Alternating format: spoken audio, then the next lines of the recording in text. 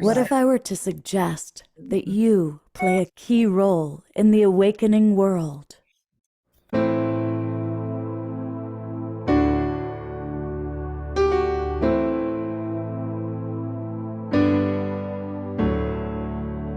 that you are watching this because you have heard the call.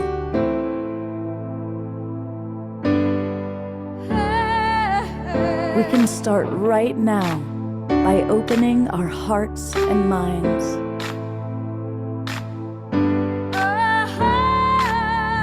Welcome to the awakening world.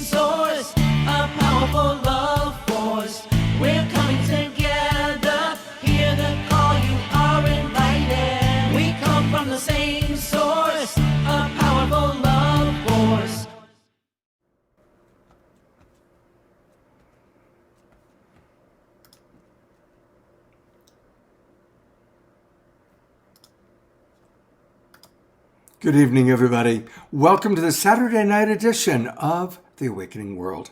I'm your host, Love Coach Scott Katamas, and we have a really wonderful show tonight. We have so many people that I really respect, who are really leaders in the fields of consciousness and awakening. Really, truly, every one of them is somebody that's all about this awakening world. And we are collaborating tonight with a wonderful organization called Portal to Ascension. And the founder, Gaur, is with us. Good old buddy, Alan Steinfeld, is with us. And I'm going to bring them on for a moment just so you can say hello. And we're going to talk to them in a moment. Where's Alan? There he is. So we're going to hear from Alan, we're going to hear from Neil, we're going to learn about the live events that they've got going. And they've invited some of their absolute favorite people.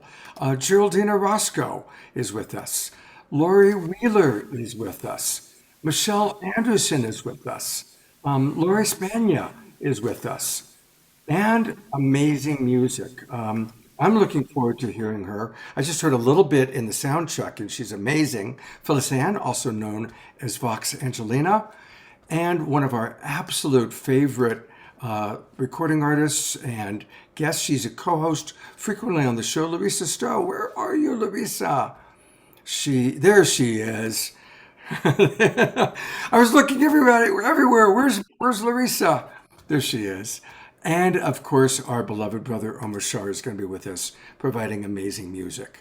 So we've got a really exciting show tonight. And we're going to hear from these people. We're going to learn a lot about what's going on in the field of consciousness.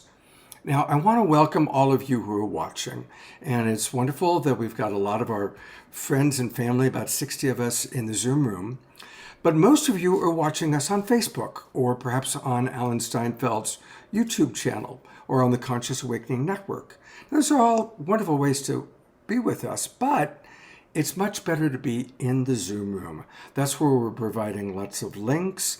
That's where you can chat with the other presenters or with other members of the Global Peace Tribe. So I'm inviting you, if you're watching on Facebook or YouTube, come join the Global Peace Tribe. It's really easy to do that. Just go to globalpeacetribe.com, globalpeacetribe.com, and click where it says register for the new season. And when you go there, you can also learn more about who we are and what we do. We do 3 or 4 shows every week. And they all are bringing you amazing people like you just saw, inspired leaders.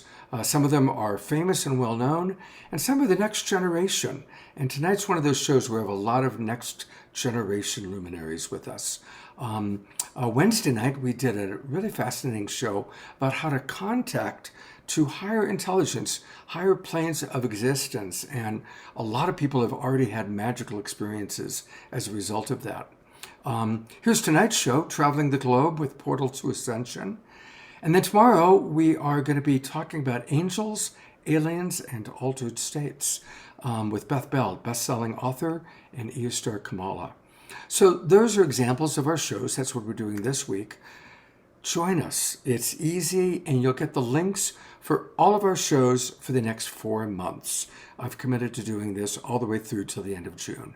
So please join the Global Peace Tribe. We've got a big retreat coming up in Los Angeles at the end of March, the end of this month, and other exciting things going on. All right.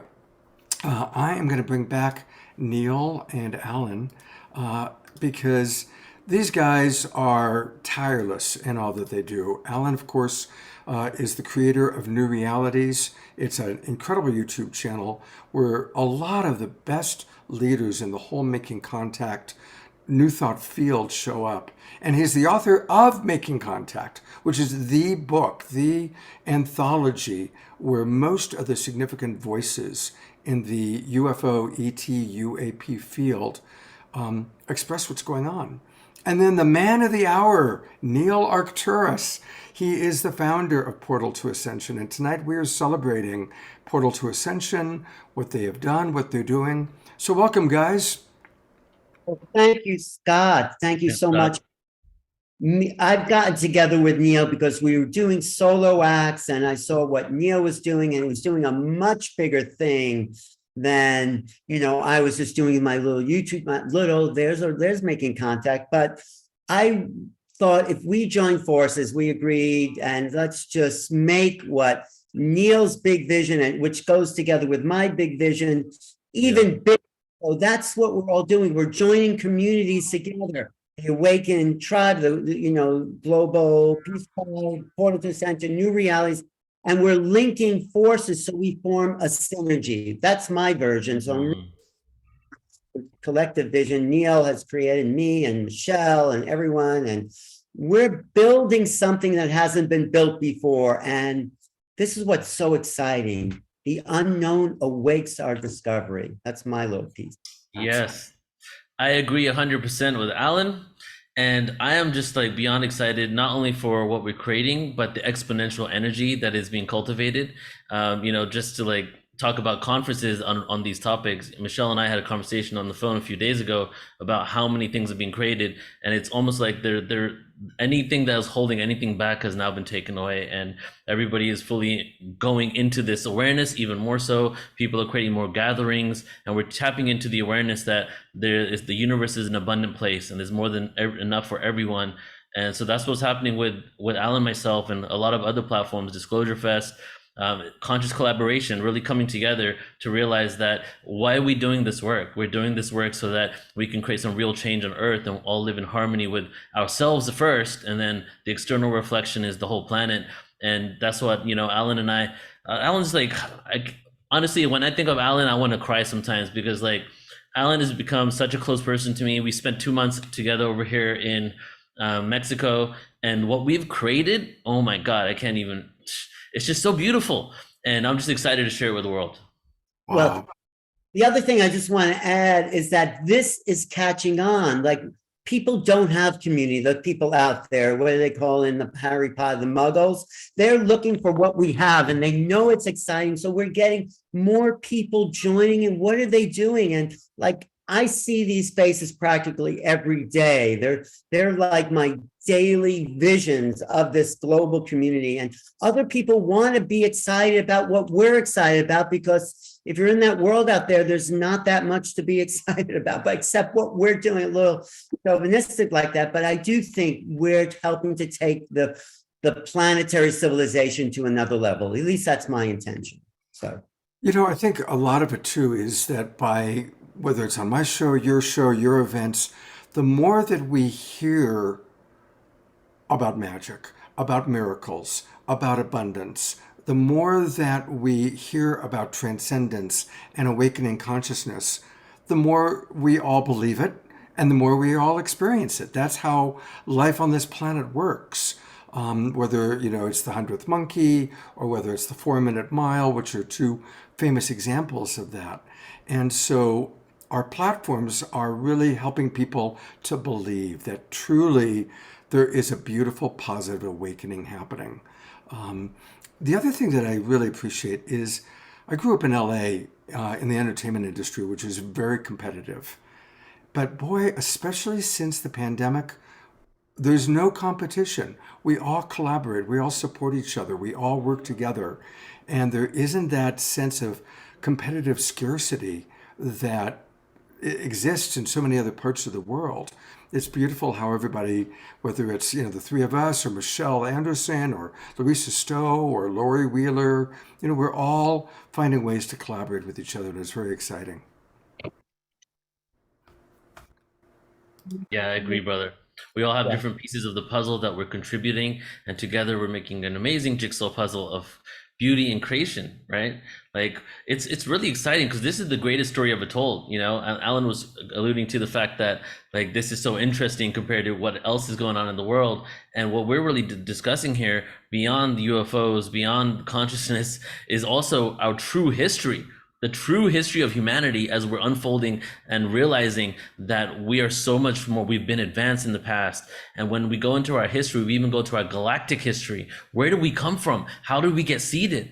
Why do we have amnesia? It's the greatest story ever told. We're like piecing together the fragmented parts of who we are. And as we do that, we're going to have full remembrance. I really feel like that if there's a one thing that I could say this is all about, is remembrance of who we are, where we came from. Yeah, and the thing that's so good about what we're doing this year is the live events. A lot of us was at the Conscious Living Expo. So good to see someone, hug them, and that's what we're doing. The Portal to Ascension in San Diego. We're going to come together and hug each other and love each other because this is great. This has been the glue that kept the community together. But then we really want to come together because we are physically embodied and we want to experience that. So, It's true. It felt so good. I don't know. We probably had 100 hugs, at the expo. It was great. I want to just remind everybody in the Zoom room, I'm going to really try and get to your comments. There's a lot of beautiful comments already. We've got people from all over the world joining us, from Ecuador to Australia, Santa Barbara. And I'm going to just read two comments. Reverend Jeffrey said, human creativity just found a way to make sand into batteries. And that's one of the things that's kind of fun about the Awakening World is we have a very lively global peace tribe that's always sharing new breakthroughs. And Dia Therese just wrote, this is such a huge show. Welcome, Neil and Alan. Thank you from the deepest depths of my heart. Scott and Omashar putting this all together, sharing all the gifts and talents. I'm excited. And we're excited too. Now, Saturday night. Oh, go ahead, Alan. I want to acknowledge you because your dedication to this community is unwavering. I mean, you may be exhausted some weeks, but you go on with the show. The show must go on. And that's been so important for the last 2 years. So thank you. I'm just thanking you personally. Oh, thank you, Alan. I appreciate that. Yeah, I am proud of our consistency. And next month we'll be at 3 years, 3 full years that we've been doing this. So it's exciting. And you know what keeps it going for me? I love all these people. Like I'm looking out, oh my God, there's Larisa Stow. Oh my God, there's Michelle Anderson. And then what's exciting is I get to meet new people. Wow, Vox is really cool. So it's like, I'm meeting new cool people and seeing people I love from before. So it's, and speaking of people that I love, Omashar has become such an incredibly important part of the Global Peace Tribe. He's here for every show. He's my co-pilot. And so we're going to start tonight's show because it's Saturday night. We've got some wonderful music planned and spoken word with Neil. But we're going to turn it over to Omashar for an opening song. Hey, brother. And Scott and Neil, I say ditto completely. And as to what you just said, I used to be a space cadet, but now I'm a starship commander. That's right. And actually, what Alan was saying, I was conditioned to be a muggle. And then along came an owl and told me, no, you're not. And I thought, okay, I'm going to go with that one. So this is a contemplative piece. Let's just drop in to the center of our hearts. So this can be a heart-led evening. And I'm just going to press a couple of buttons here, going to disappear, and let's go. The song is called We Feel.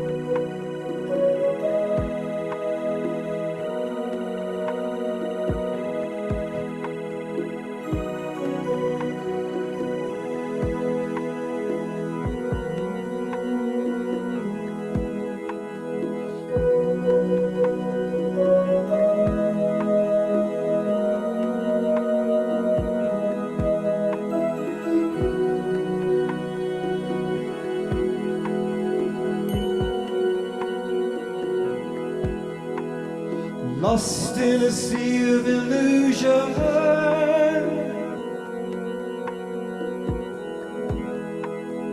feeling so alone,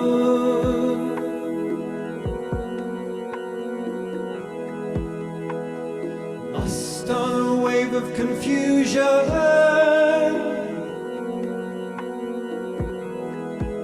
Where do you turn?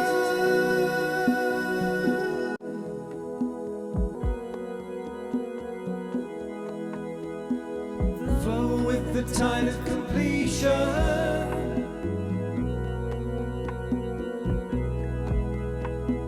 know the reason why.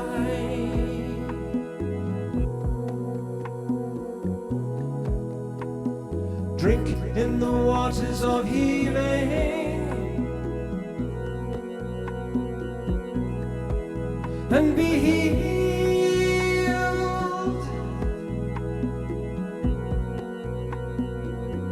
We're coming home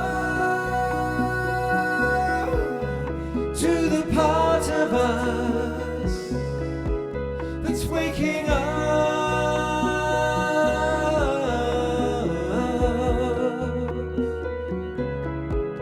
and we know deep inside of us we've got a friend.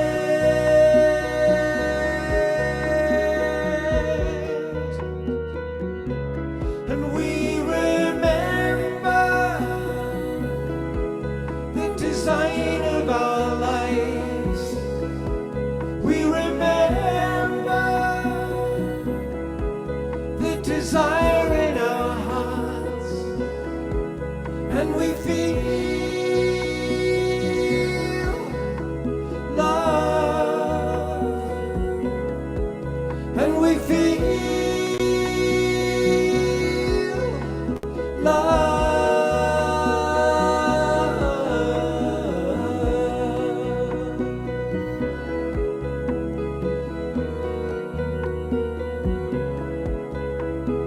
Dive into the depths of your being,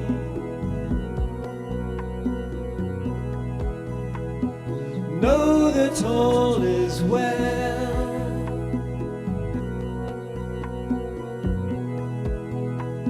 and dive into the deepest ocean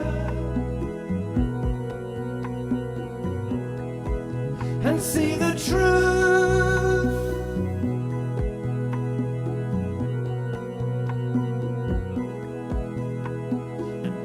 Off the cover of darkness,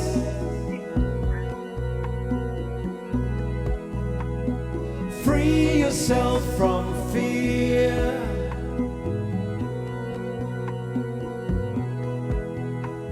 and show that you're ready and willing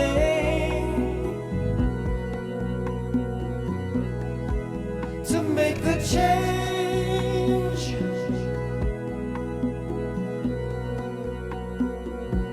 We're coming home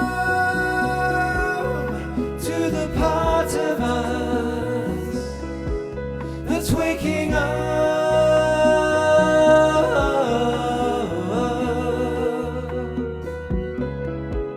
and we know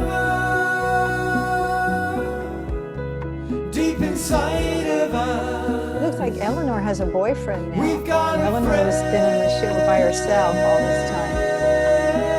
Either that or a relative, but yeah. He's been with her the last couple of years. And he has a lot of land. He's doing a lot. The design of our lives. We remember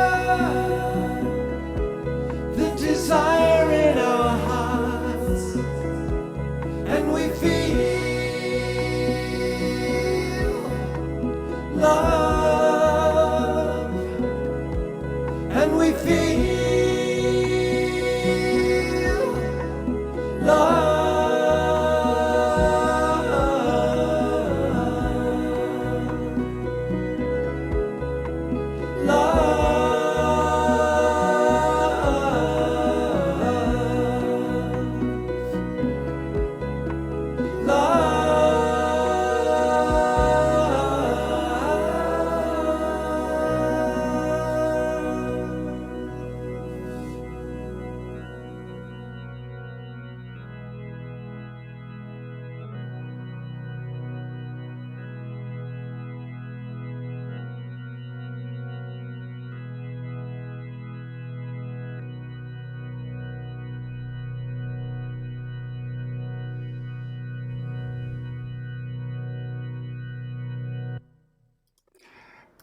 Going to gallery view, everybody. Let's give Omoshar some wonderful twinkles. What a perfect opening song. Absolutely perfect. Brother, I know that you created this beautiful video and I kept it on you as long as I could, but I had to go. I know. Just to see all the faces is absolutely heartwarming. Yeah, it is. Thank It's you, always Scott. wonderful to see our family. Thank you. I love that song. It's just beautiful, beautiful. And a reminder, everybody, we can support Omoshar by going to Bandcamp. Go to omoshar.bandcamp. That's where his albums live. And if you don't have them yet, please get some. Thank you, Omoshar. Beautiful start to the show. Thank you.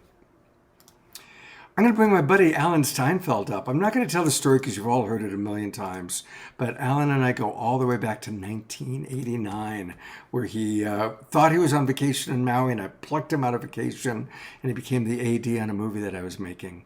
So we go way back, and we were both wrestling because we both really wanted to introduce this next person because we love her so much. But I'm going to allow Alan to have the pleasure. Always shaking me out of my little cave, Scott. I was living in a cave in Maui, and the film crew shows up and say, "You want a job?" I said, "I just can't." But anyway, it's our past, our legacy. But Actually, Alan Steinfeld. Hey, everybody, remember to keep yourselves muted. We've had some people. It's wonderful hearing your comments. That's fine. I don't care. Somebody needs to mute. I was just going to say that song that Omoshar did is a great introduction to the next guest here, because she is the heart. If I haven't seen Michelle in a couple of years, I run into her. It's like we just saw each other, and there's so much energy. And she reminds me and all of about feeling. It's not about intellectualization. That's great. And I really want to understand the UFO phenomenon by intellectualizing, but it's about feeling. It's about dropping in. So she is really the heart of this community. And that's why that's such an introduction to you, Michelle. I'm so happy you're here to join us. So please. Thank you so much, Alan. I was feeling the depth of love within this community with Omoshar's song, really, really surrendering to the fact that we know that everyone here, everyone in the room, everyone watching, we feel such a sense of family resonance with everyone. And it's really getting stronger and stronger as we come into this, people are starting to say it, conscious collaboration without competition. I like to go one step further and say without copyrights as well, because I think that we're all here for the greater good for all. And it's time for us to give up ownership of anything that's mine. It is yours, individualized, but we're all a part of the collective. And I love what Larisa's doing with the Weevolution. It's really bringing us all into that awareness that the way through these times is by collaborating and connecting with each other. And it feels just so important to say that as each person rises in their own sense of self, we all rise, we do it together. So nobody has more than another, we all have our piece to the puzzle. And that's the beauty of this community. Scott, I can't thank you enough for bringing us together tonight and all of the nights that you bring so many people together through connecting visually and in feeling, and knowing that in San Diego, when we're together again with Portal to Ascension, that feeling of hugging each other just is times 10 or 1,000 when we're together. And Scott, when I ran into you in the hallway at Conscious Life Expo, I had never met you in person before. I was like, wow, you're taller than I realized, and how perfect that hug was. And It was like one of the greatest hugs of my life, Michelle. Thank you so much. I didn't want to break away. I just felt like we were just passing each other in the hallway, and it was this moment of, this is our first time we get to hug each other. And then, every time I would see Alan in the hallway, I just want to kiss on him, and he's my brother, and same with Neil and Laurie Spagna. And, Laurie Spagna and I had a time where we giggled so much. It was like being in high school again. It was like a sisterhood in high school. And she was laughing so much that it made everybody around us laugh. Her laughter is infectious. And, the feeling there, I have goosebumps just talking about it.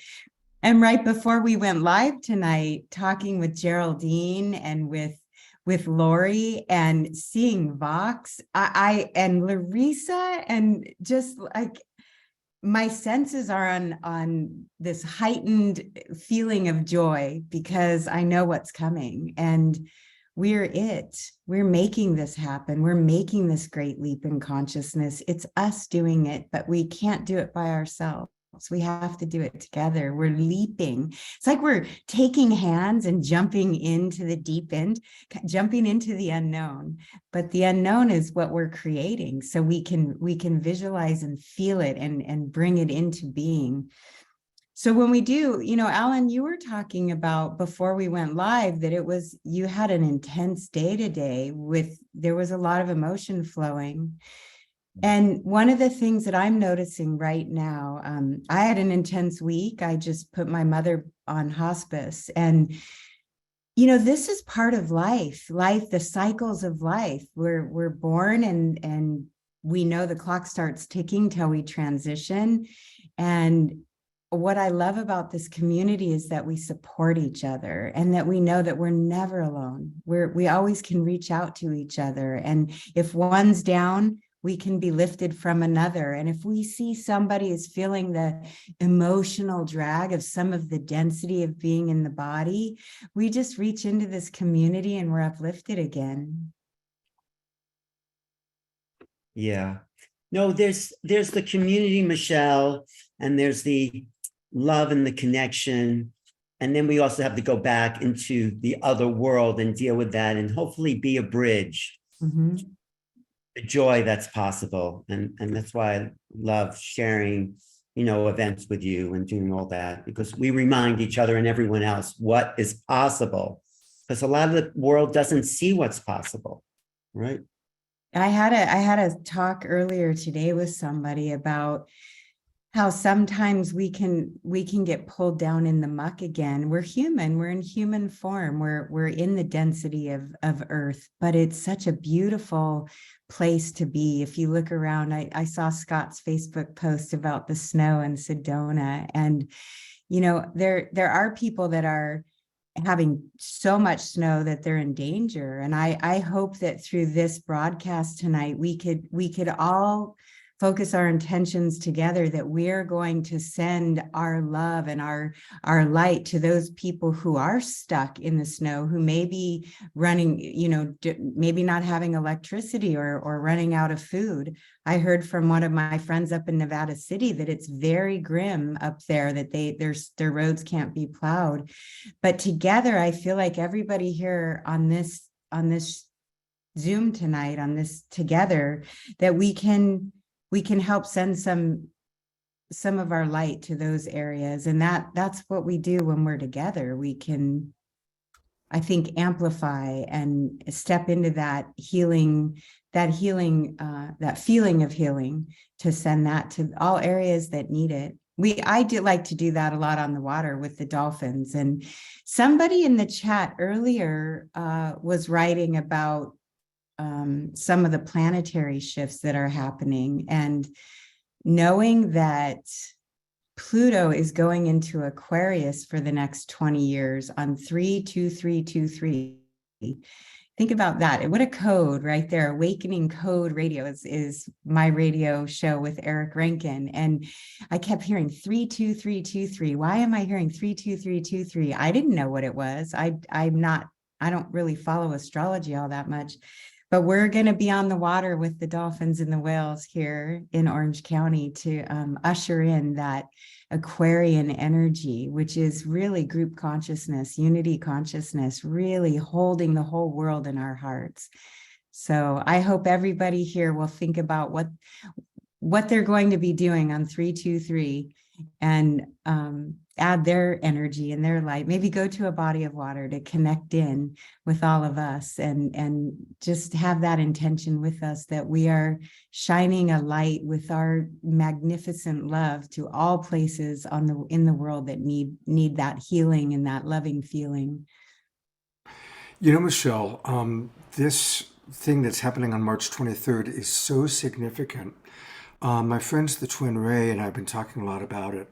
And as they started to explain what it means and why it's so significant, I decided to dedicate an entire show.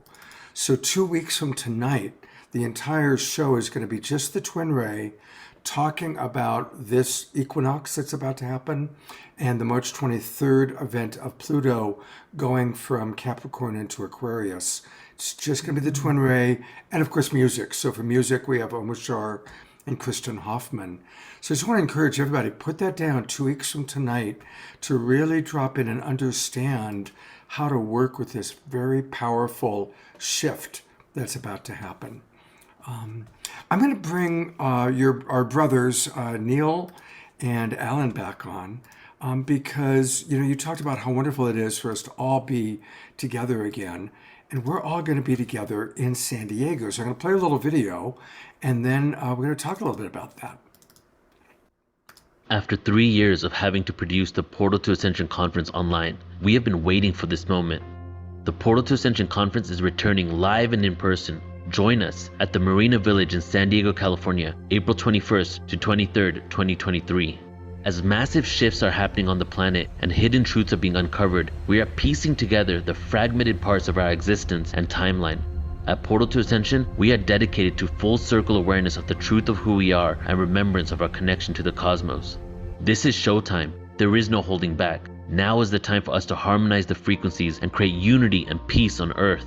We are deprogramming from an outdated matrix system, re-educating and remembering an inherent truth that connects us all. As we come together, we activate our truest potentials, individual gifts, and collective resolve. We are ushering a whole new reality that we know is possible and is waiting for us to embrace it. Join founder Neil Gaur and the entire Portal to Ascension team with hosts Alan Steinfeld, Michelle Anderson, and Joan of Angels over these 3 days, April 21st to 23rd, 2023. We will experience musical performances by Larisa Stow and the Shakti Tribe, Vox Angelus, Share the Light, Admiral Apollo, and Torquemji. This conference features incredible luminaries such as JJ and Desiree Hurtak, Adam Apollo, Carolyn Corey, Robert Schock, Linda Moulton Howe, Robert Edward Grant, Barbara Lamb, and many more.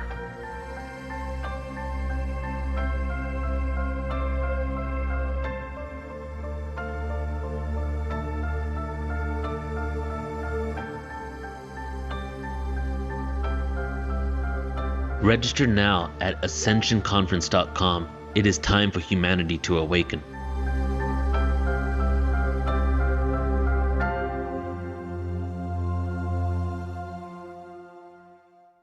Yes. What a great video. Great video. You know, I just want to add what Linda Moulton Howe is saying about that time in history is from her inside sources that there's definitely going to be more ET evidence. It's not going to be as covered up, and we are going to really welcome a higher level of consciousness, which is what Aquarius, Pluto and Aquarius is all about. So it looks like from the inside that's happening as well as from the cosmos. We'll see. And it's going to happen at Portal to Ascension. We are going to get that headline. We're not alone in the universe anymore. That's a prediction I'm making. And one of the things that I'm really excited about this particular event, not just the timing of it, but that it's an intimate event. You know, Conscious Life Expo was so big. We didn't, you know, we were lucky when we ran into each other because there was so much going on. And this is a much more intimate conference, but very, very powerful when all of our energies are together live. And we are really ushering in the dawn of the new age, the age of Aquarius. This is what we're doing. I feel like we incarnated for this time. And we're, you know, we got to go through the muck in order to get to the other side, but together we will do that. I am so impressed with all the people you've got coming. I'm going to bring up the poster. I mean, it's incredible. It's really, truly the who's who. It is a gathering of We've got. luminaries. Yeah, it's amazing who you've got, and I'm really looking forward to being there and just hearing a lot of these people. And same thing that most of them have been on the show, but to be able to be with them live and talk to them and all be in the field of energy that happens when that many people come together. You've done a great job No, putting this seriously, yeah. together, guys. Thank you, brother. Yeah, and like the way that the whole thing is created, I'm owning my theatrical nature. I like to be theatrical in many ways, and it's kind of like an entertainment education play. There's always something going on. There's music. The way we're going to start it is going to be ceremonial. I'm going to even have someone smudging people as they go in. Like this Oh, is a conference. Like pretty much now, everything is super intentional. What we do, we have meetings beforehand with the speakers. We had our first meeting. We all introduced ourselves to each other. We got to know each other. We meditated together. We're going to have another collective speaker meditation before. Even the volunteers had their own meditation meeting. Even the vendors are having their own meditation meeting. This is so intentional. And I'm realizing that entering life like a ceremony is really what it's all about. And coming into this experience, we're going on a journey together, guys. We're not just coming there to get information. We're going on a journey into the shadow world, into this darkness that we've entered. And the darkness doesn't have to represent evil and bad. The darkness is the black hole, the darkness of the universe. We're going through this in order to remember who we are. And this is the game that we signed up to play. So it's like, we don't have to go through it with the heaviness and weight and like, oh my God, what did they do to us? We can go through it from the awareness that, wow, we chose to have those experiences. How beautiful that is. Because without those experiences, how are we going to remember who we truly are? How are we going to have that contrast, right? So this event, it's the first live event we're doing for almost 3 years, right? So, and this is the beginning of nonstop live events. Like I have 2027 planned, guys. Like we really have a lot of things in store for the future, including our tour company and everything. So to me, this is an important event. All of them are important, but this is so special to my heart because it's the beginning of a whole new chapter in what we're going to be creating together. And you know what makes this so special? It like the whole Conscious Life Expo, it's a 3-ring circus and there's everything.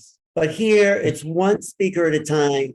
You're being fed that wisdom, and it's like you're being led into the initiatory moments together as a group as we go deeper and deeper with each speaker. I also want to just, while we've got her, I want to acknowledge Michelle, how many years you've been doing your show. And again, you can find it, everybody. It's Awakening Code Radio. It's on KXFM.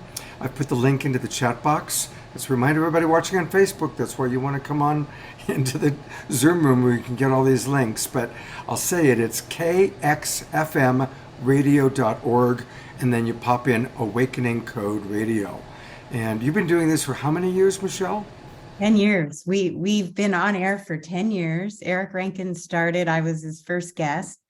And we weren't partnered, to do it together, but it just kind of evolved into that. And last week we had a beautiful show with Tarek Bibi, who I met on a Portal to Ascension Heal the Divide event. He's great. I love Tarek Bibi. Oh my gosh, we had such great feedback with him. Now we're like texting each other every day, and we know a lot of the same people, and that's what's happening. Our circles are merging now, where many, you come with your tribe, I come with my tribe. We're all one tribe. We're all realizing it's time, So thank you. I appreciate that. And on Instagram, I'm Michelle, the number 2 and hearts, if you want to find me on Instagram as well.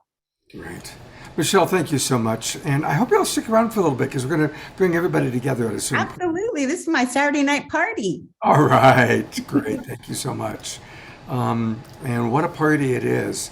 All right, let me take a look at the agenda. What's happening next? Neil, you're going to introduce Laurie Wheeler. Yes. All right, everybody. I am excited to be introducing Laurie and bio here. So Laurie and I just recently connected a few months ago, and I think it was through Tangila's platform, Soul Surge. I'm pretty sure it was. And since then, we've kind of been talking and having conversations about how we could collaborate even more so. And she is also a sponsor for the Portal Ascension Conference, not only the San Diego one, but the Glastonbury event as well. And I fortunately had the opportunity to interview her just like 2 days ago, might have been yesterday even, 2 days ago, on youtube.com/portal to ascension. We spoke about ancient Lemuria, we spoke about Egypt, we spoke about the energy of dolphins. And I really just appreciate not only having been connected with her, but having her as a sponsor, because I really want people that I feel a deep resonance with and alignment. And Laurie, definitely from all the conversations we have, I truly feel that resonance and that collective mission that we're definitely on the same mission to awaken humanity. But when it comes to the belief systems and topics she covers, incredible. She's going to be actually doing a retreat. So we've kind of joined forces in a way where she's doing a retreat after our San Diego conference and after Glastonbury. So we're gonna bring her on in a second. I want to do official bio here. And Laurie, I want Laurie, you to tell everybody about yourself, but also about the retreats that are going on, because she travels the world creating amazing gatherings, profound experiences that we got a chance to speak about a couple of days ago on our YouTube. So Laurie Wheeler is the owner of Wellness Within, transformational holistic practitioner, homeopath, psychic channel, hypnotic regression, and medical intuitive and shamanic practitioner who helps by enhancing the ability to fully remember our divine being through the disintegration of what no longer serves, moving into a heart-centered perspective and becoming infused with the light of wisdom. As a starseed, receptor, translator of energy, Laurie works with numerous interdimensionals, from the emissaries of light, extraterrestrials, the Arcturian commander of the Starfleet, light beings, Egyptian deities, ascended masters, and others, to connect and convey appropriate guidance, initiatory rites, and rituals in order to transform and transcend for the soul's advancement. Her mission here comes from many lifetimes on board one of the galactic star fleets as an emissary to bring knowledge to those who desire to elevate throughout many planetary systems. As she learns about life here on planet Earth, so she brings this into other worlds. Laurie has also helped with unsolved murder and death cases over the years. She's the author of a book called Oh No, Not Another Learning Experience, and Metamorphosis, and drawn both from her personal and professional work, she shares the tough questions about our soul's purpose, other lifetimes, spirit guides, and extraterrestrials. Laurie, thank you so much for being here. Appreciate you so much. Wow. Thank you for inviting me. And it is truly an honor and a pleasure to be amongst everyone and be here this evening. And that is a mouthful of an intro. Oh my gosh. A good one. Wow, that's an excellent one. Thank you so much. Wow. It's just really wonderful to be amongst everybody and to feel this feeling of togetherness, because we've been so apart from each other and not been able to be together, that now things are really becoming cohesive. And, that feeling of being alone is shifting so that we come to realize that we are all together and that there is no separation any longer. So I'd love to just intro about the different retreats that I'm doing, and kind of how I got into it a little bit was I started back in 2008, and prior to that, I don't take normal vacations. I take adventures or go on adventures, and I would come back and I would share with people just in conversation about where I'd been and what had happened and the magic. Sorry, I'm just getting over some flu. The different things that would happen. And people would say to me, and this was the beginning, it kind of the little, wheels started going off, and received from guidance that I should bring other people on these retreats. And people would say to me, take me along with you the next time you go, because I want to enjoy that. I want to receive that. I want to experience that.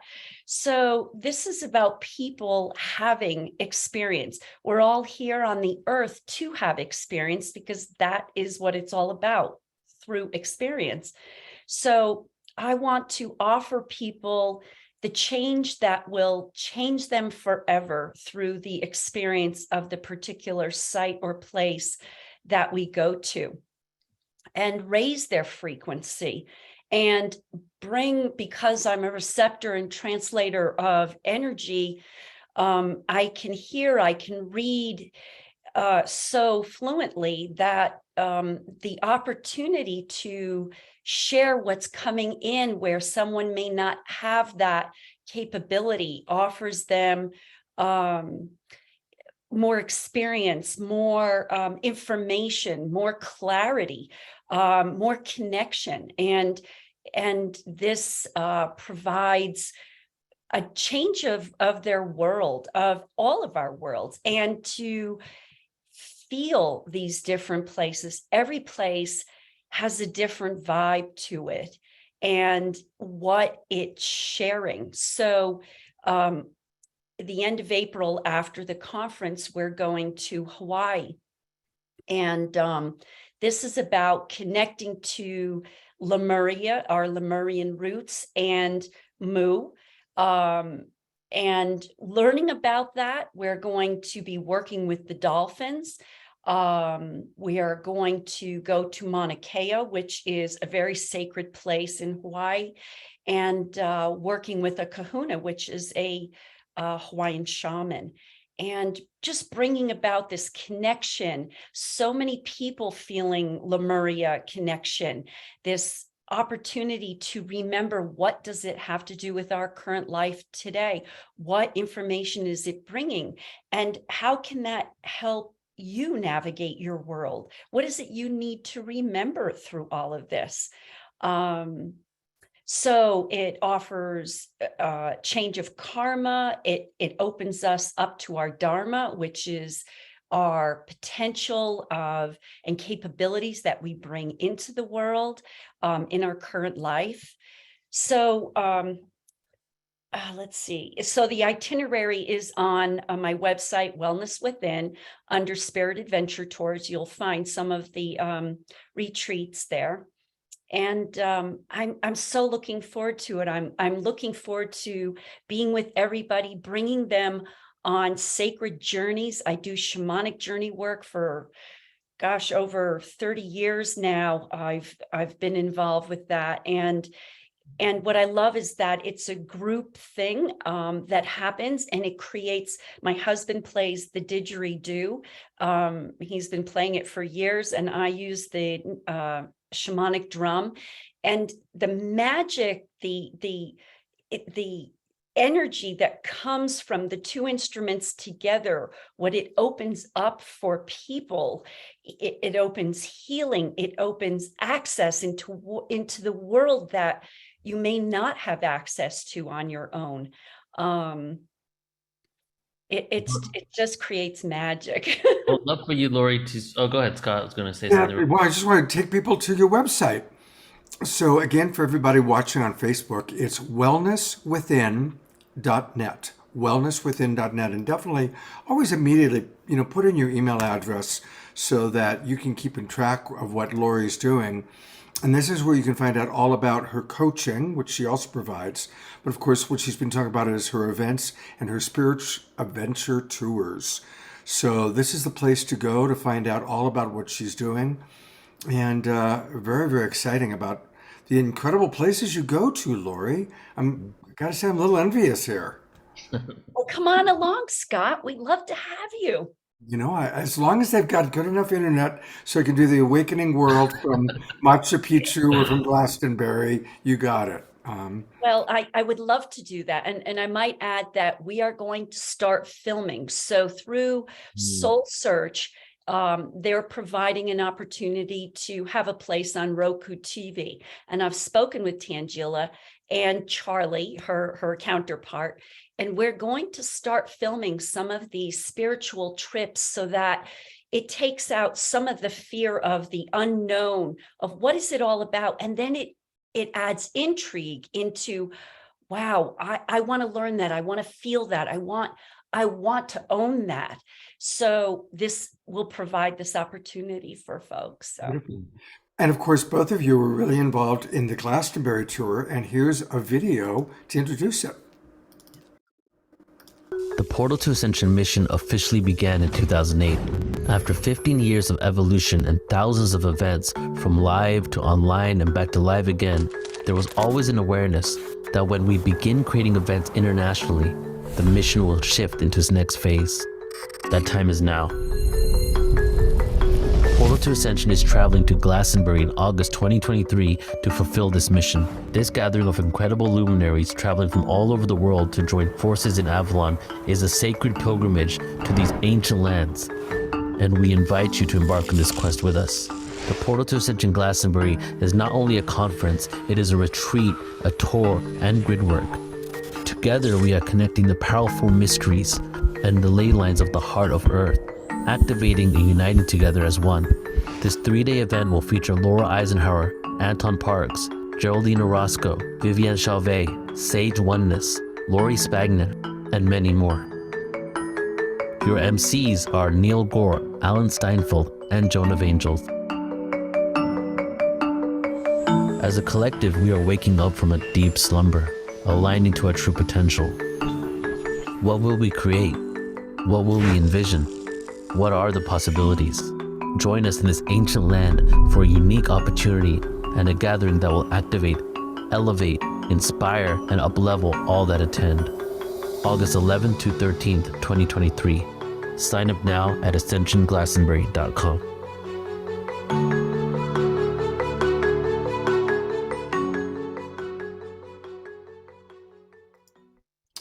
You know, you chose the absolute perfect time to go there because what's not mentioned in that video is August is right at the peak of crop circle season. Yep. And the crop circles happen right there in southern England, all around Glastonbury and in Wiltshire.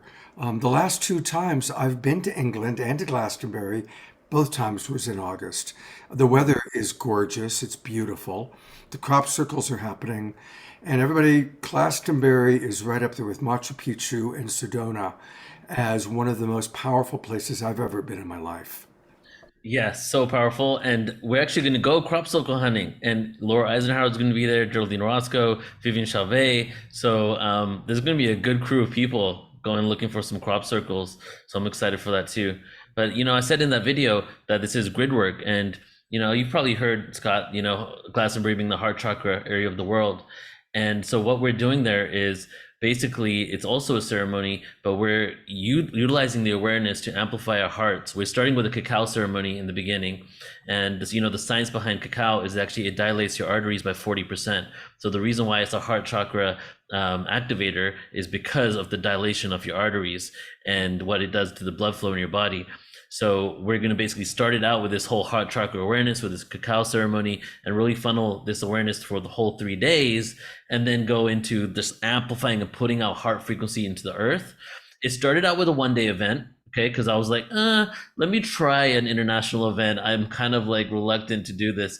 And then all of a sudden, all these speakers started contacting me. Laura Eisenhower contacted me. So many others just said, I heard you going to Glastonbury. We want to be there. And now it's become like a 5-day epic experience with a retreat, a whole entire party on Wednesday for the speakers and whoever comes early. And then we have a tour of Avalon the day before the conference. And then we go 3 days into this event. So the energy around this event is really incredible. Yeah, no, I'm going to really try and make it because I would love you to be there, bro. Yeah, it's such a magical place, everybody. So we all want to be together in San Diego and then we all want to be together in Glastonbury. Laurie, thank you so much for being on the show. It's great to see you. Of course, you've been on before, and it's good to see you again. Real pleasure. Thank you very much for having me. Thank you for all you're doing.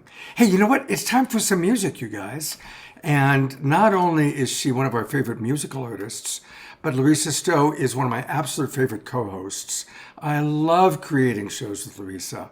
And what she's doing with the Weevolution, the way you build community, Larisa, you know, at first I just thought, wow, she's like this great singer, songwriter.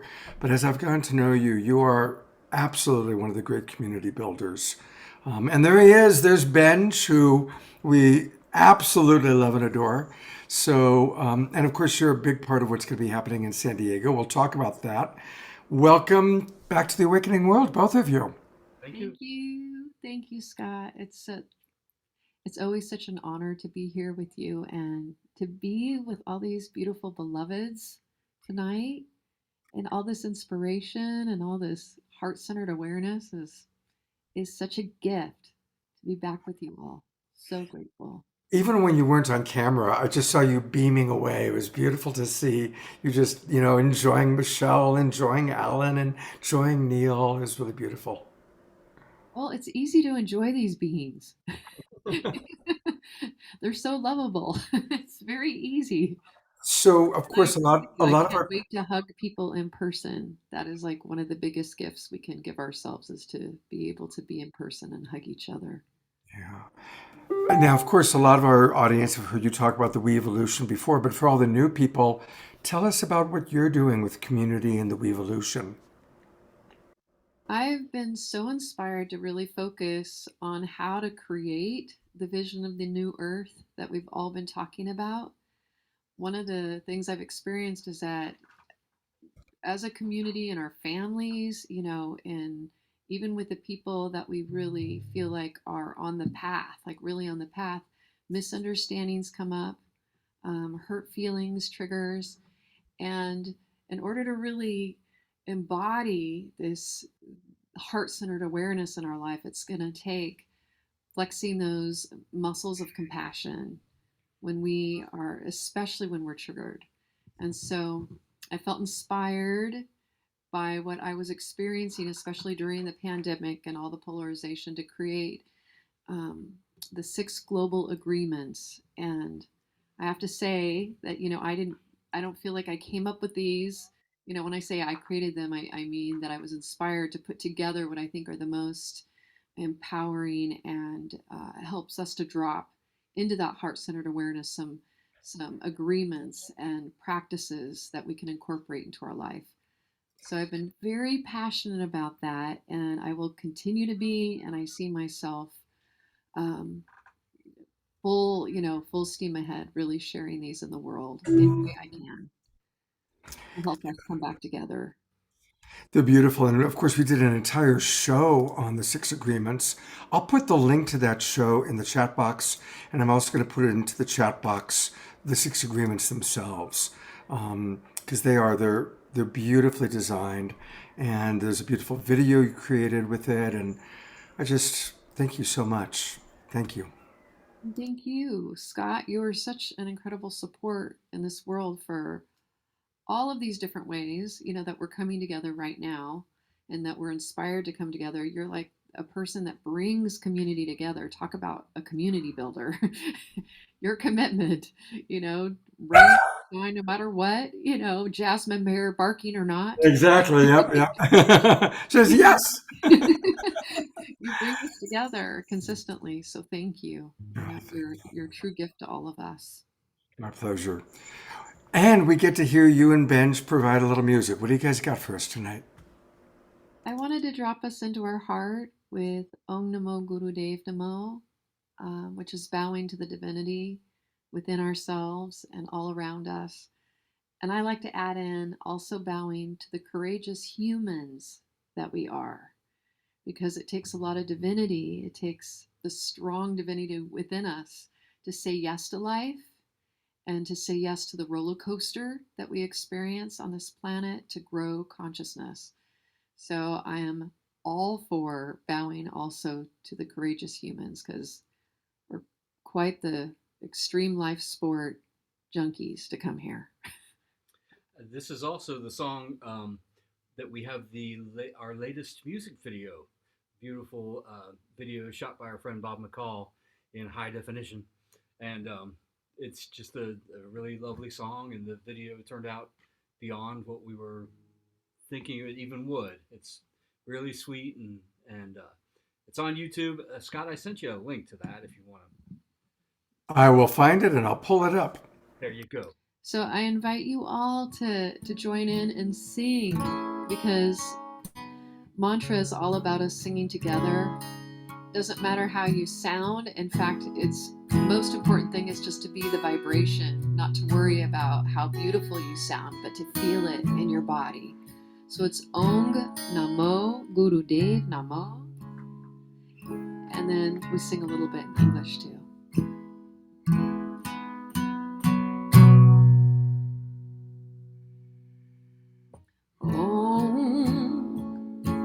Namo Guru Dev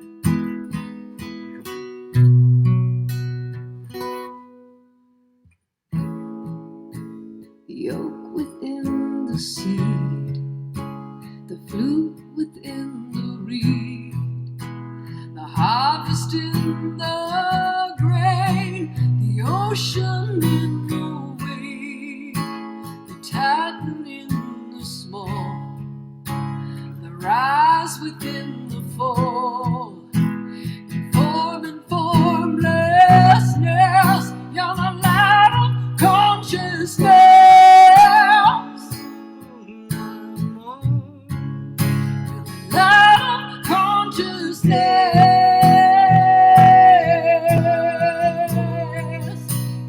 Love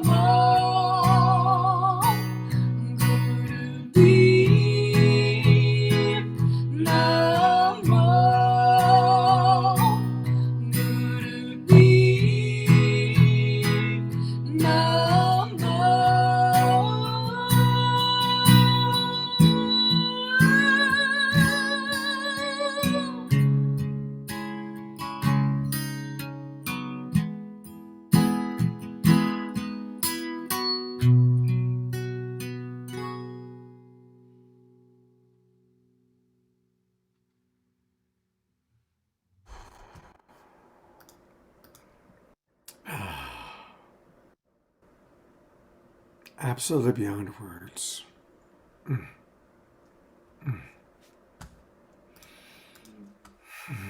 Thank you. Thank you. Thank you, beloveds. I felt you all. Thank you. Just, I really am speechless right now.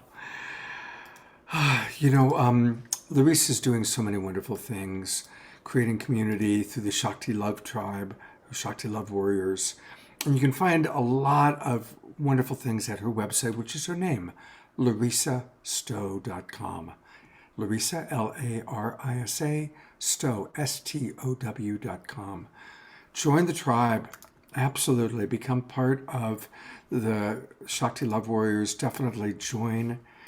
And she also has this wonderful group that every day at 11 o'clock in the morning Pacific time gathers on Facebook. Her Shakti Love Warrior tribe on Facebook. I just put the link into the chat box. And there's always a meditation right at 11:11, led by her different people. Sometimes it's Larisa, sometimes it's Mara, or Jason, all of your different beloveds. And I see Stacy here tonight, and she just started leading, so I want to give a shout out to Stacy. Let me see if I can find her. Does Stacy have her camera on? Where are you? Stacy, I'm going to go to gallery view and hopefully find her. There she is. She's waving. Thank you. Hi, Stacy. She's a brave soul. It takes a lot of courage to get on, especially when you're not used to leading. And that's what I love about the Love Warriors is it gives people an opportunity to share their gifts and their medicine and their voice in the world. Now, I'm going to bring Neil back on because not only are you going to be performing and speaking at the San Diego conference, but there's an after party event going on. Tell us about that. Yes. Firstly, Larisa, oh my God. Like, seriously, I'm just so beyond grateful that you exist and the beauty that comes from you and your expression, the way you look when you perform, the sound that comes through you. It's just like, it really like reminds me of just being connected to source. Like, and I just appreciate you so much and just so much love for everything you are. Yeah, I feel the same way about you. I'm very honored to be a part. You're making me cry, but I'm very honored to be a part of what you're creating because you're so dedicated and you're so committed. So I Thank just you. love supporting you, and I love supporting this beautiful family. And this is actually a historic moment because our first conversation was in 2012 when we wanted to have you come on the conference and it didn't work out at that point. And now 13 years later, I think, no, 11 years later, we're finally collaborating on this level together. And you're going to be so I'm going to share right now the after party graphic. So the way the conference is going to go is we're going to have an epic 3 days together. And then right at the end of the conference, after we close out, we're going to have like about an hour just to move over to the building next door, overlooking the marina and the ocean in this like epic looking building that we're going to be in. And we're moving the after party there. And so not only is it available for, everybody who attends the conference, ascensionconference.com, you can sign up there. Early birds actually end tomorrow. So early bird pricing for the conference ends tomorrow. And so if you attend the conference, you get to attend the after party, but we're also working with Doug, who is Larisa's great friend that has actually been doing a lot of the promotions and setting up events for Larisa in the San Diego area for quite some time. So we're collaborating together to also open it up to the whole San Diego and surrounding community. So it's part of the conference. That's how we're going to close out. Everybody funnels over, but then we're opening the entire experience for a separate after party for specifically whoever wants to show up for this. And it's going to be on Eventbrite. If you want to just sign up for this, you can see the link right here at the bottom here, ascensionconcert.eventbrite.com. You can sign up for that. And again, if you sign up for the whole conference, you get to attend. And the way it's going to be is around 7 o'clock, we're going to start ceremony smudging. We're going to be doing some breath work. We'll probably do some yoga stretching. And then Larisa and the Shakti tribe are going to take it over and go for about an hour and a half. And then when they're done, Adam Apollo, whose DJ name is Admiral Apollo, is going to be DJing some epic songs and an epic set till the wee hours, which is going to be like 11:30 because I need to go to sleep. But it's going to be a fun experience, and it's a great way to end the event. We're going to celebrate the whole 3 days is really celebrating, but we're going to just end it out with just like dancing together, mingling, networking, and all that. So hope to see you guys there at the conference. And if you can't attend the conference, then please do, try to make it out for the after party. Yes, yes, yes. And I'm so excited that Admiral Apollo is going to be sharing his DJing. It's going to be so awesome. Mm-hmm. Yeah, it's going to be fun. And I'm excited to be working with Doug on this one. He is a beautiful soul. And you're right. He's been promoting us for like forever. Yeah. I can't even remember the beginning of when he did. He's an incredible being. Yeah, and I love like this is like a multifaceted collaboration. We're doing the conference and then we're collaborating for a specific, so it's like an event within an event, And that makes it that much more fun, to bring in even more of the community together. Could you maybe give us like a minute of like what kind of experience we'd be having, like what the flow is going to look like? Well, it's definitely going to be very audience participation. This is not about the band just being up there and you watching. This is totally interactive. And I love what I love, and why I got into kirtan and was so inspired to be in kirtan is because it is so truly about us together. It's a we space and raising the vibration as a collective together. So we'll be singing, and Shakti Tribe's all about, really raising it up and having fun and dancing and just being, as self-expressed as we were meant to be, that we were born to be. So I just invite you all to come out. And if you love to connect with others and open your heart through music and sound, then this is the place to do it with Shakti Tribe. Right. Chanting is like my favorite modality, so just the fact that we're going to have this experience. And I think I told you this on the phone before, like I love that you like make all this awareness experiential, right? So we're going to have a lot of information, education, and then what is the best way to end it all is to be utilizing our own voices to integrate these sounds and up-level our consciousness. It's almost like we've taken in this information intellectually and through the heart, and then we get to chant it out and then send it out into the cosmos. So that's how I kind of feel this is all like unfolding. Yeah, it's a huge prayer. We're dancing that prayer into the earth where you can feel it. It's almost like you can feel yourself being completely taken by those archetypal energies, by the divine. It just starts to pour through all of us, and it's like this portal that gets bigger and bigger and bigger, and you could just feel that wave going through the earth and out in all different directions. It's huge medicine. It feels like we're like with millions of people, like it's just us, but it goes like it just goes out, through all of us together. Yep. I'm already having dreams of the after party.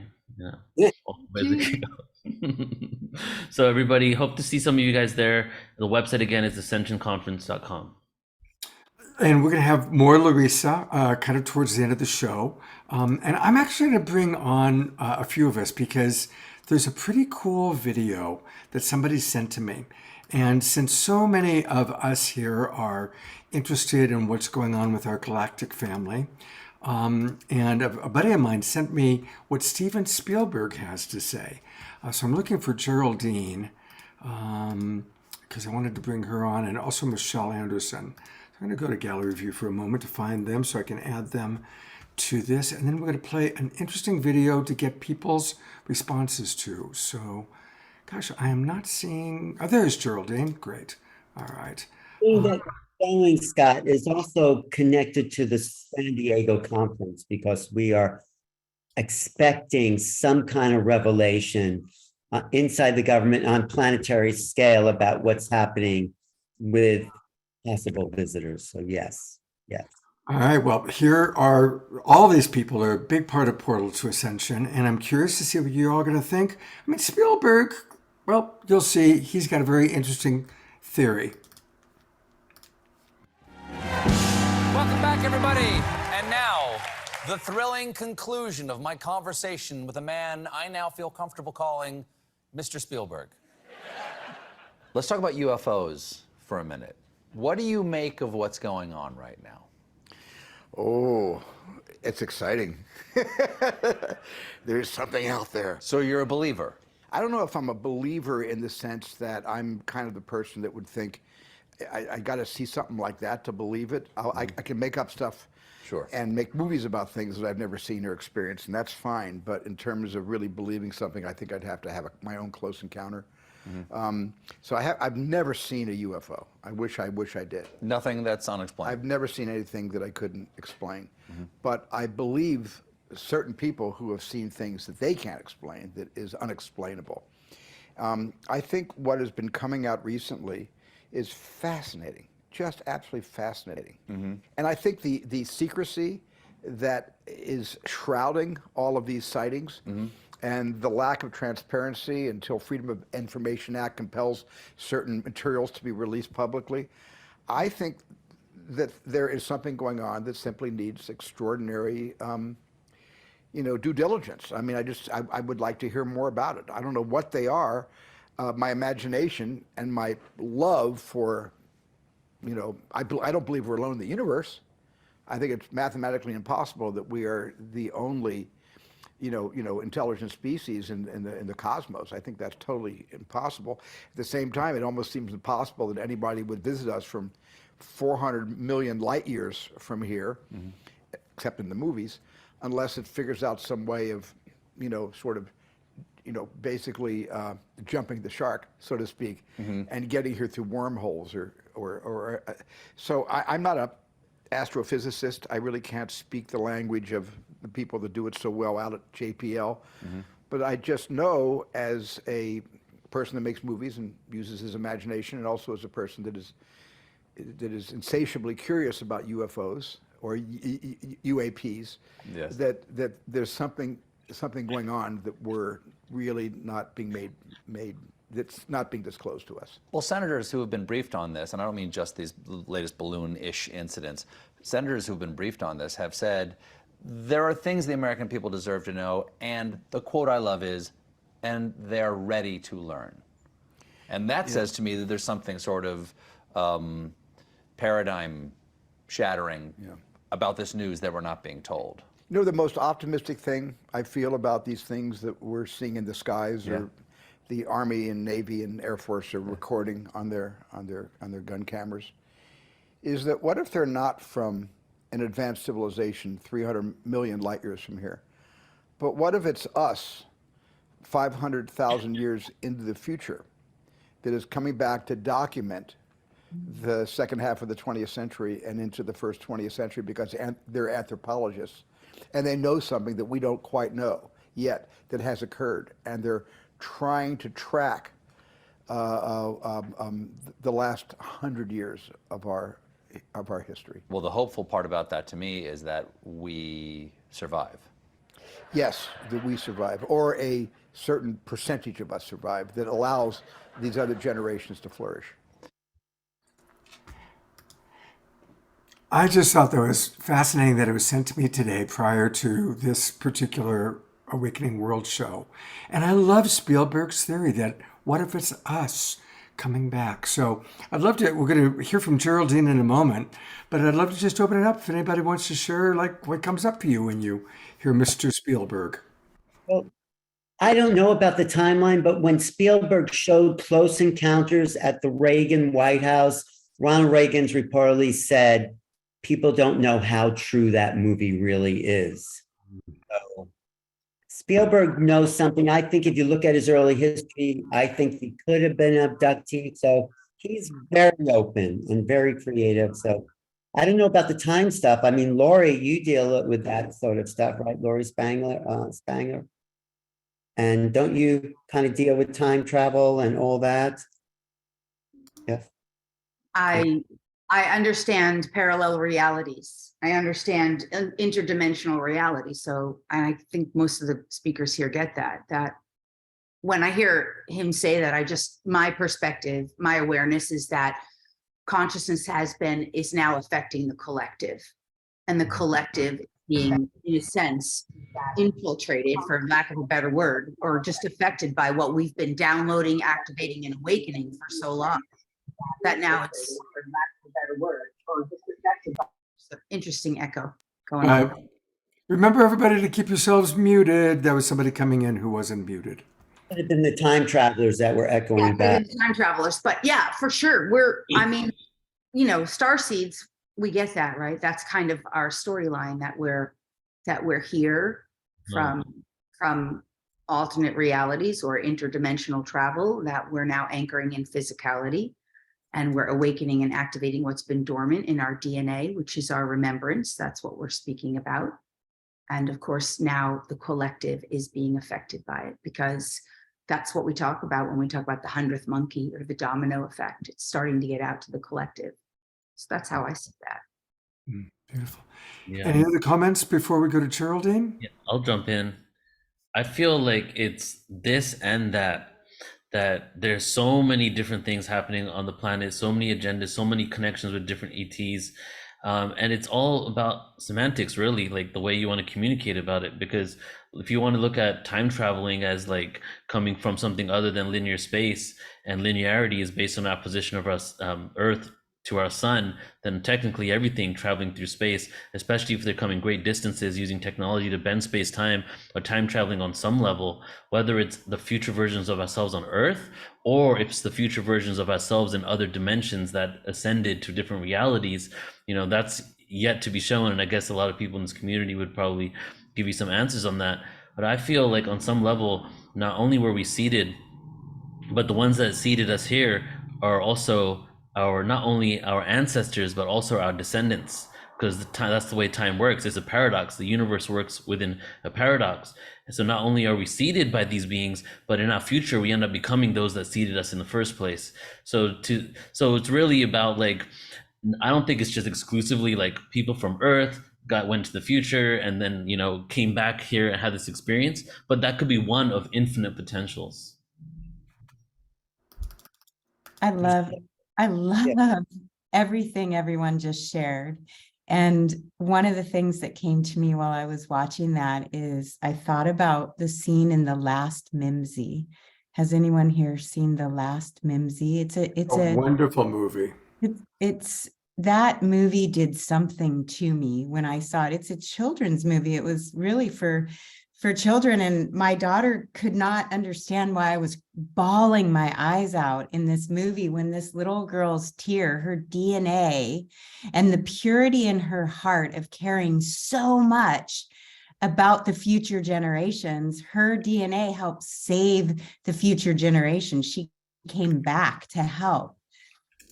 Or they sent this little Mimsy back to help save the future generations from really making the species of humanity become extinct. That, we're at this great pivot point right now where we discernment is so important right now, that we really use our discernment muscle as we move forward, because humanity is facing, we could be facing our own extinction if we don't rise in consciousness. That's why we're all here doing what we're doing. So I feel that when he did talk about that, Scott, when you brought up that coming back from the future, it just felt like we're all remembering, like Neil said. And I love what Laurie and Neil both shared, and I can't wait to hear what Geraldine has to say as well. Well, that might be time for Neil to introduce Geraldine. I think Alan wanted to do it. You're right. And I put the camera on Alan, and then I said Neil. So you two have merged into one being in my consciousness. Well, we are that portal to Ascension. But I think Geraldine is the perfect person to follow the Spielberg clip. I mean, the thing about Spielberg is he's as right on as anyone. No one has the answers, not the government, not the media, not even the experts. So Spielberg, but the person who does have some answers is our next speaker, Geraldine Orozco. So perfect. She's following Larisa, who brought all that divine goddess Shakti in up from the Geraldine, divine goddess energy in from the cosmos. I mean, Larisa's sort of cosmic too, but Geraldine is, one of her names is, I think, Alien Mother. I think they call you that because she's an awakened, met these ET beings, but she's also a great meditation teacher. And she's also at the leading edge of what's happening with the star seeds, what's really going on, how we can integrate this multidimensional reality for the masses. What's happening with our DNA, what's happening with transformation, what's happening as we integrate the ancient past and the future. So Geraldine is at the cutting edge, and she's the perfect portal to ascension goddess herself. So thank you, Geraldine, for being. Oh, wow. Thank you so much for that introduction. Funny enough, I just watched that Spielberg clip last night. It caught my attention, and I was, thinking about it because I finally got to see his film, The Fifth Kind, recently, and I thought it was amazing. And there's no way that somebody creates a film this way without really understanding some deep things. But what really caught my attention was the comment on the portals, on how we are, time traveling through that. And really the way I see it, my perspective, I mean, our DNA is like a portal. It's a vortex. It's a vortex which allows us to portal and time travel simultaneously, interdimensionally, beyond time and space, what we believe is time and space. I really feel that it's through our body, through our own genetics, that we have the ability of accessing these higher levels of consciousness. And like Michelle was saying, which is so important, that these higher faculties that we're using for discernment, the same instruments that we need in order to encounter and have these kinds of experiences with interdimensional beings, is precisely, that same system. So yeah, I thought it was really, really interesting, and I'm glad that we're having the conversation. And the more that we learn what we are ourselves, being perhaps those portals, portal to ascension, that allows us to access into these dimensional layers of ourselves and connect.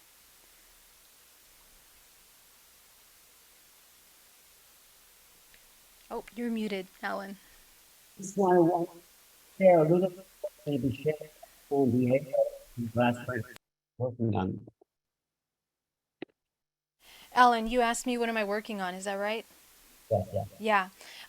Yeah, thank you so much. What am I working on right now? I am writing a children's book right now. I'm trying to finish this by the end of this year, that will focus on interdimensionality, training children how to connect with their interdimensionality.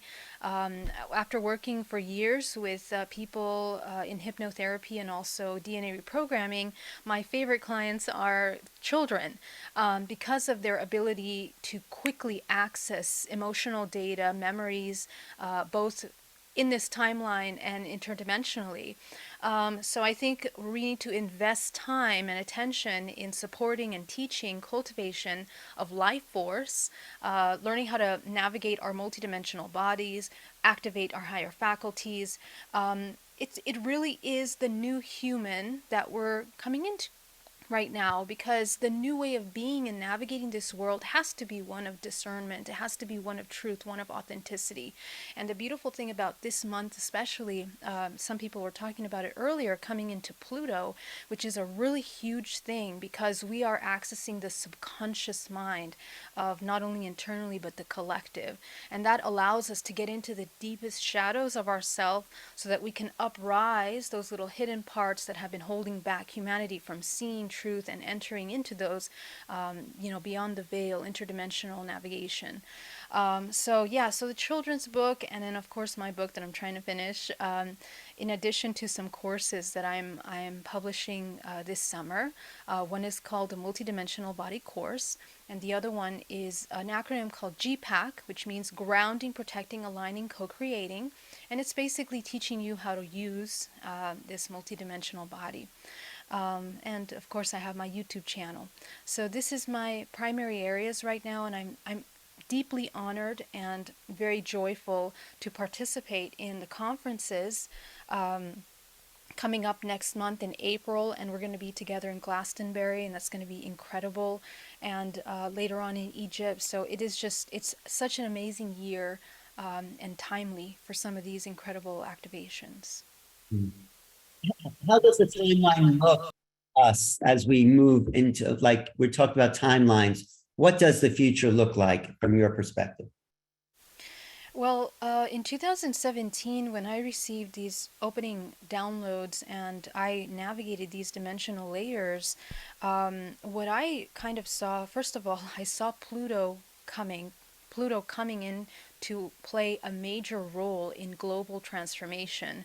And April being a really big, important month that will begin to completely catalyze transformation for humanity. And from there, moving into the next 4 or 5 years, where we will see major jumps in technology, major jumps in medicine, major jumps in the way that we see each other, we communicate with each other, and technology not only being, physical technology, but also bioelectric technology. I also know that DNA plays a tremendous role. It's going to come in more into the conversation of technology and medicine. I've been watching very closely conferences on genetics over the past several years, and my visions from 2017 are all seem to be coming pretty true in regards to the importance of DNA sequencing playing a major role in creating our identities, the way that we navigate our world, how we're going to travel. It's going to play a major role, and I think as we learn more about it, it's also going to show us our interdimensional information, ET activity that runs in families, our celestial, brothers and sisters, and our star seed roots that become expressed as we activate DNA. So a lot of people are going to have those conversations, and we have to study that in order to understand unity consciousness, because that's essentially the end goal here, or I guess what we're headed towards. Not really an end goal, but it's unity consciousness, not just in concept, but actual embodiment, navigation, and state of being. So it's a beautiful, powerful time, but it does require us to do the work. Those that don't want to do the work or avoid looking at those shadow parts will be called to do that through the physical matrix of everyday experiences, and also illnesses. So we really need to kind of up the game into consciousness. So these events are so important right now. Yeah. Geraldine, I recall when you were on the show before, you provided some wonderful practices and tools of how people can open more to multidimensional experience. Is there anything you could share as just steps that people can take? Yeah, absolutely. One of my favorite, most powerful tools that you can utilize is to begin working with your seventh and eighth chakra. Okay, not a lot of people do that. People forget about the chakra system, and they think of it just as one part of us. But actually, the chakra system is the entire filtration of your everyday experience. So if you don't do house cleaning in your first three chakras, you won't be able to anchor source light through the body. So we really need to continue working actively, processing emotions properly, letting go of the past, especially this month. Let go of the past, let go of past resentments, things you can't accept. Acceptance is super important, and those will help activate these open runways for your heart center to begin to come into coherence. And the seventh and eighth chakra is the center of manifestation, which is connected to the seventh and eighth layer of this entire planet, the grid, which is what some people call the Akashic, or the DNA of the earth. Okay, so in order for us to discern properly, we have to be super tuned to the DNA of the earth. So we're receiving higher octaves of information, of truth, as much as possible. So maintaining a clear vessel and putting in a vibrational frequency that represents your highest intention in the crown, seventh and eighth. The eighth is the center of interconnection, and the seventh functions like a refraction mechanism that goes into all of the sections of your genetic code. So everything in your career, your relationships, love life, everything is affected by your intention here. So this is just one little tool that I can invite you to try. Beautiful. Yeah. Um, Thank I you. want- yeah, thank you. And Geraldine has so much to offer. And so if you go to her website, it's her name, GeraldineOrozco.com. Also shows up as BayAreaMeditation.com. And there it is. Just definitely pop your email address in there because she has wonderful tools to provide in Unity Consciousness. And you do hypnotherapy. And do you still do private sessions with people, Geraldine? Oh, yes, absolutely. I do something called I also am an epigenetic psychotherapist, so I work directly with DNA reprogramming, and it's about vocalizing and working with vibrational frequency in order to deprogram trauma from the body. So it's a really, really great technique for clean healing. Yeah, thank you. She also has an group. Every month they have experiencers meet, and it's a really great gathering of people. That's also my support group. If you're an experiencer, you can register at hybridmother.com and it's free. And we have some nice in-depth. Ellen always comes. It's amazing. So please do join us. Thank you. Hybridmother.com. It's good to know. And thank you, an epigenetic psychotherapist. That's right. That is so 2023.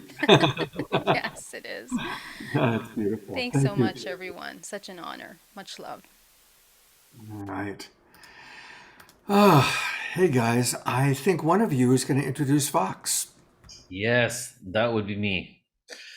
Everybody, I am really happy to introduce you Vox, who is a great friend. I've known Vox for over 10 years, I believe, and had an opportunity multiple times to connect in person. And actually, unlike a lot of people I know, the first initial connection was in person. And she is going to be at the Portal Ascension conference. She was also there in 2018, 2019. And much like a few of my other friends, including Michelle Anderson, an event wouldn't be a Portal to Ascension live event without Vox. And a little bit about her. As a pure conduit for the Elohim, Phyllis Ann Douglas, aka Vox, facilitates the path of the undoing using energy, frequency, and vibration. Her ability to create multidimensional pathways and access points allow those who choose to let go and desire to move forward to access the true divine and infinite nature. When people hear Vox speak and sing in the angelic Adamic language of light, the ancient codes and frequencies that flow through her in embodied state are translated and assimilated on an energetic, cellular, and a DNA level to undo the web woven of our inner narratives, stories, and beliefs that are not aligned with our spiritual nature, truth, path, and purpose. And from my own heart, the experience with Vox, it's like a frequency that penetrates your soul and you feel rewiring your DNA in that moment. The experiences people have had, just from our conferences, all of a sudden Vox is on stage and she begins singing with her drum and you can just feel it in your soul. People have releases in those moments. So I really just appreciate not only just bringing her there for that experience to really up level everyone, but I also had the experience of taking her live yoga classes, right? When I lived close to her in the Inland Empire, where we did yoga, like really great yoga class, and then she would end it with us in a circle where she was singing and playing the drum on us, and that was truly transformational in itself. And Vox, I just appreciate you so much. We've known each other for so long, and every time I feel I do anything that I feel that is getting onto this level of awakening, I really love having you on board because I really see you and appreciate everything that you are. So thank you for being here. Oh, thank you for so much for that. Beautiful. I feel the same with you. I'm going to go to Glastonbury. I would love for you to be there. That would be so awesome. All right, let me get things set up here.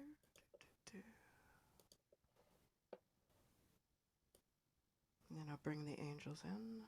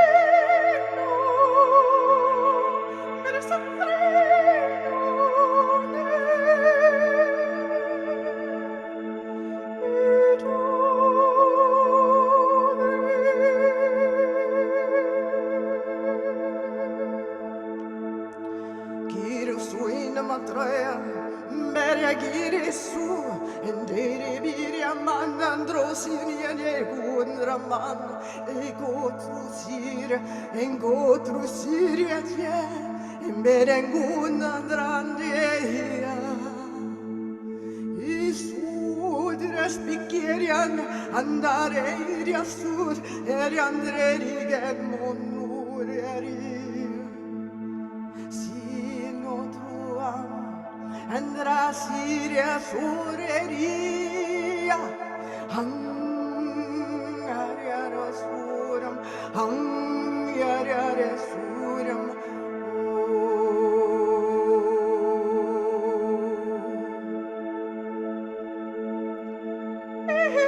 Rusurium, anatresio trori, eres treno trori, eres treno trui, amare sotrum, anototreo prisum, anototreo citrum, eres trisino.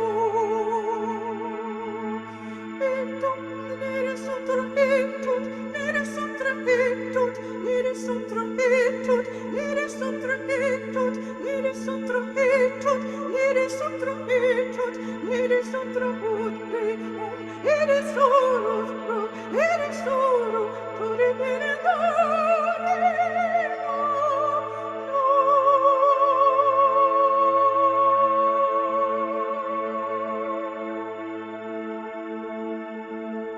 Kiripijanna no dressirium, Mageria, Mageria pura spiringanieria, do turerie,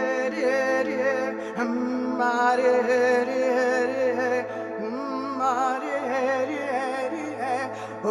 mare, o tu trisirium, ito tuturiere, masudrero, ito tresuriam, ondre riseriano,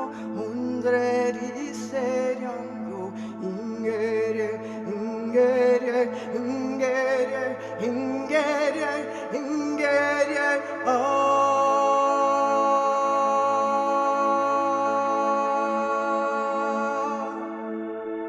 irabasu, mirera sureno, aureria su, eraria sureno, mongore hireria, mongore hireria, oro sureria.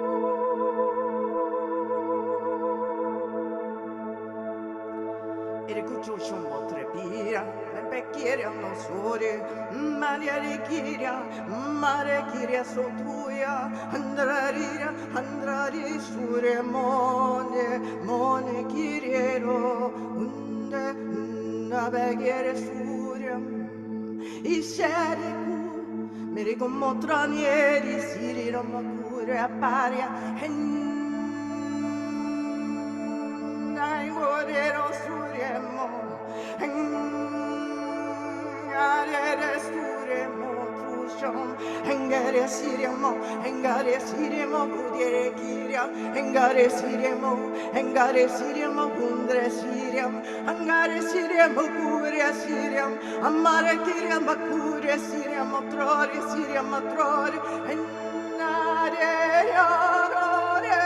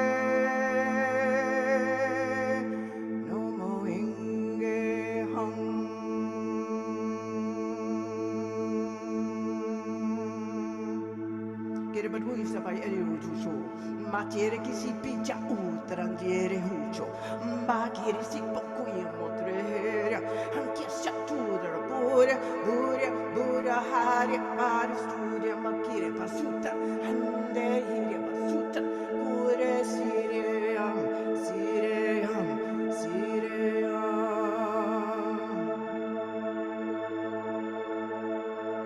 Peace be with you.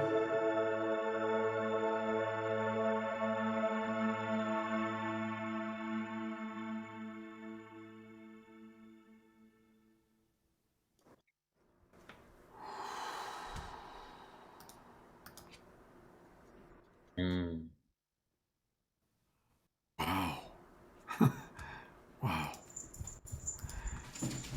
This is my first time experiencing you. I had no idea. Wow. It's been up-leveled recently. Do you know before what's going to come through, or is it all completely spontaneously happening for you? No, I'm a conduit, so the energy, the frequency comes down and magically comes out as sound. That's my favorite. Wow. And, And and the more are you observing it as it's happening? Like, is there a part of you watching what's happening, or is it just a one pure flow? it's a pure flow, but I'm also elevated into a higher space when it's like happening. So I don't feel like I can see my body. I feel like I'm just slightly up. Is it hard to come back down? No, it's really become my natural state of being at all I've been times. so amazed at how grounded you are after these experiences sometimes, Vox. You like fully are embodied afterwards, it feels. Hmm. Yeah. Yeah, it's been such a blessing, this journey. But now it is as if I'm very grounded when I'm doing it. Mhm. So it's just become this container, I guess, over the years and the work that I've done. Yeah. The chat box is flooding with comments from people. I do want to let people know about two ways you can connect with this incredible soul. Let's start with her music. So there's Vox Angelus, and like Omashar, she's on Bandcamp. So you go to voxangelus.bandcamp.com. And oh my gosh, you've got a lot there. Holy moly. Wow. Are there particular albums here that you would suggest that people start with?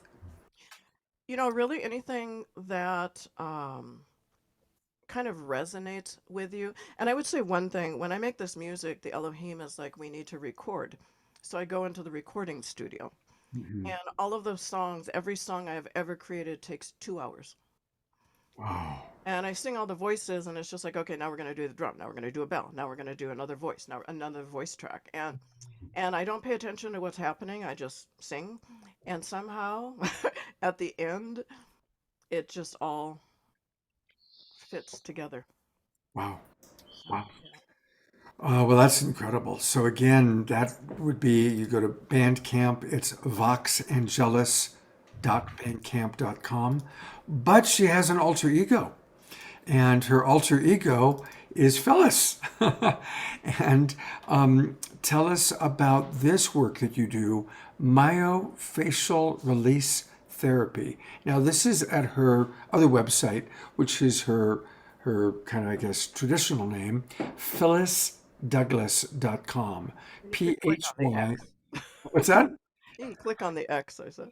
I can click on the X. Okay, great. There we go. Okay. Tell us about the wonderful work that you do here, Phyllis. Well, it's interesting because I was a myofascial release therapist for many years.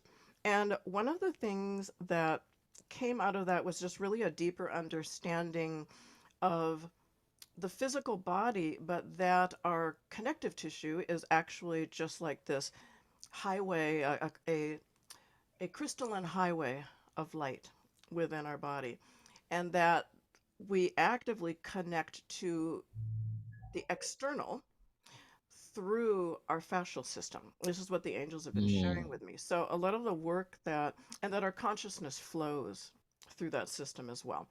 And so I've been working with that. So I don't do strict like myofascial release any longer.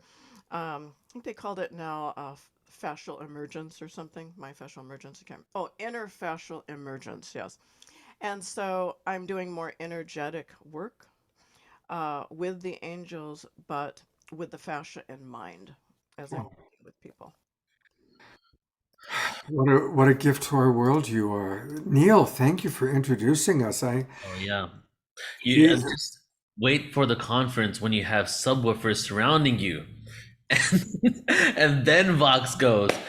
I mean, I honestly, I cried both times on 2018, 2019. I was just in it.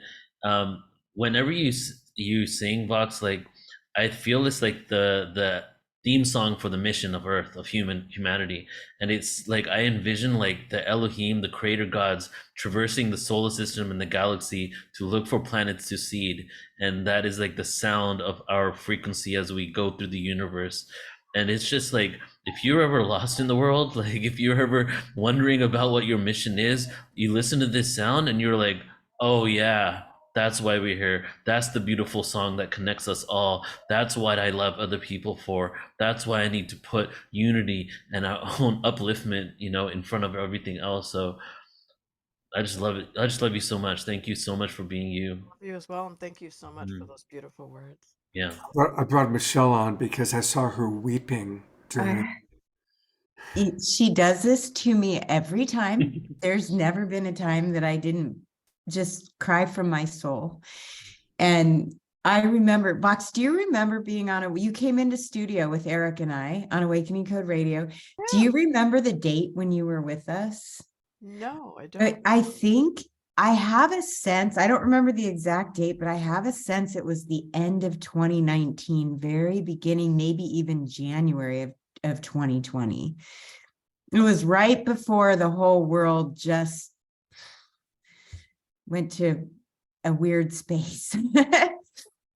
And I remember thinking you were there to remind us of who we are, to bring us back to that connection with the divine. And thank you so much. I see the chat boxes going crazy with people giving you such deep appreciation for where you moved us to, and how my heart has this tingling sensation in it right now. I'm like, wow, what's going on in my heart right now? I physically feel my heart right now. And I just thank you so much for what you do for all of us. The chat that stands out for me is from Christy Michaels, who says, awesome to witness the grounding at an elevated state, like walking as heaven on earth. Yeah, I'm definitely going to invite you to come back. I'd love to have you on one of our Sacred Sunday shows, just you sharing about your experience. Because you're definitely a wonderful new friend to come into the Global Peace Tribe. And thank you, Neil, for bringing her. And again, I agree. Imagine what it's going to be like when we're all together in San Diego. It's going to be incredible. Absolutely incredible. All right, we have one more special guest, and Neil, I'm going to give you the opportunity to introduce her. Yeah, and you know what? I actually want Michelle to stay on because I would like to do a joint introduction because I know Michelle equally loves her as much as I do, and has had her on a show many times and really introduces Laurie extremely well. So I'm going to do one line from her bio and just speak from my heart about Laurie. Laurie Spagna is a spiritual catalyst, first contactee, intuitive ascension guide, multidimensional channel, visionary, light worker, and starseed who has transformed the lives of thousands of humans and animals via channeled ascension, guidance, intuition, DNA activations, divine transmissions, energy healing, and animal communication. And the way I first got connected with Laurie was we met at Conscious Life Expo. We had a little meeting there quite a few years ago now. And I checked out one of the videos. And at that point in my life, I wasn't really sold on animal communication. And I checked out a video of Laurie speaking, like connecting with a horse. And I was like sold. I'm like, oh my God, animal communication exists. And this is the person who does it. And I felt the deep resonance of the genuinity, the authenticity that Laurie had. And then since then, our friendship has been flourishing and blossoming. And now she's become someone that's very close to my heart. Whenever we see each other, we just like love on each other hardcore. She's not only been, at our events and different conferences and workshops, but she supported me. She supported Portal to Ascension. She's helped me emotionally when I was down. She reaches out. She's really become someone that I can rely on to even just have a conversation with when something is going on with me. So not only is she just amazing at what she does, but genuine soul that really reaches out there and connects with others to help uplift them, really has the right intention in mind. So I just love Laurie so much, and she's going to be back at our conference again in San Diego this year. And Michelle, you want to jump in here and say some beautiful words too? I can echo what you're saying, Neil, that I met Laurie at a Portal to Ascension event, and I sat in on her presentation, and then she did this meditation, and I was so blown away with what happened to me personally in that meditation. It was like meeting my whole team of guides and angels, and my whole body was vibrating. And I was like, no, you don't understand. This has never happened to me before. And she kind of just held me in that. Like, she knew what she did, but she just was so graceful and humble with the way that she held me in that experience, because it was very new for me. And every single time you, Laurie, do that, I just feel so much closer to you each time we're together, and each time you lead the meditations, and the wisdom that you share, and just our friendship. You know, I just the way that you reach out, and you always seem to know when I need a little nudge. And I love that we have that back and forth with both of us, you know, that I can be that for you and you can be that for me. And the people that you work with have shared that they have had profound transformations from working with you. So I'm just so grateful for you, Laurie. And I know it's got to be late there in Florida now. I was like, wow, she's going on last. She's like, you're bringing it around at the end, but you are that's the home run part of you. And thank you for staying up late to be with us tonight. And I just appreciate you so much. Wow. I don't even know what to say about that introduction from you both. I'm just like so honored, and that's so kind of both of you. All the things you just said, I'm deeply grateful for your kindness and for inviting and including me to be here. Grateful and honored. So thank you so much. Neil, do you just want me to share a little bit about where do you want me to begin?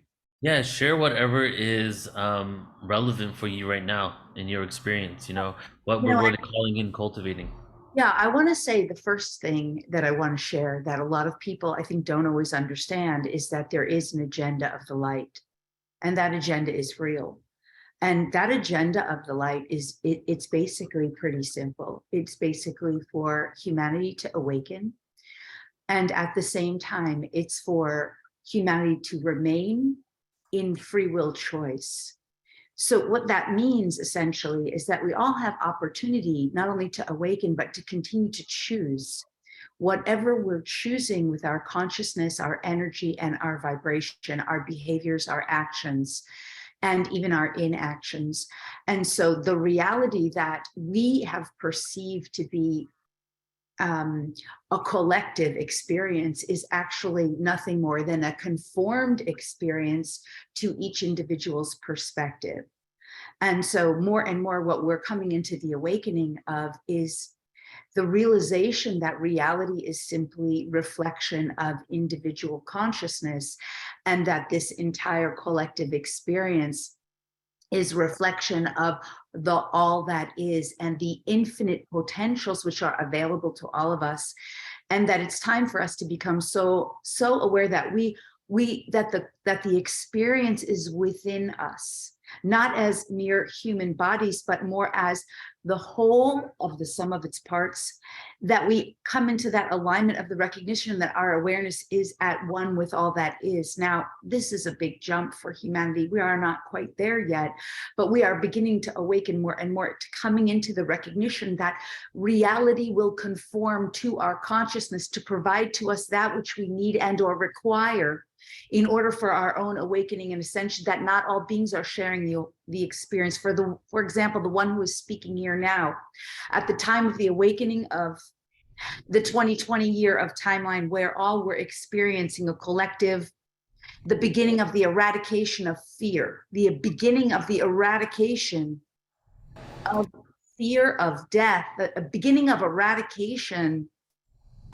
the beginning of eradication of false illusion of control, and the release or the giving, the misgiving of control, and misgiving of control to an external authority, which does not in reality exist.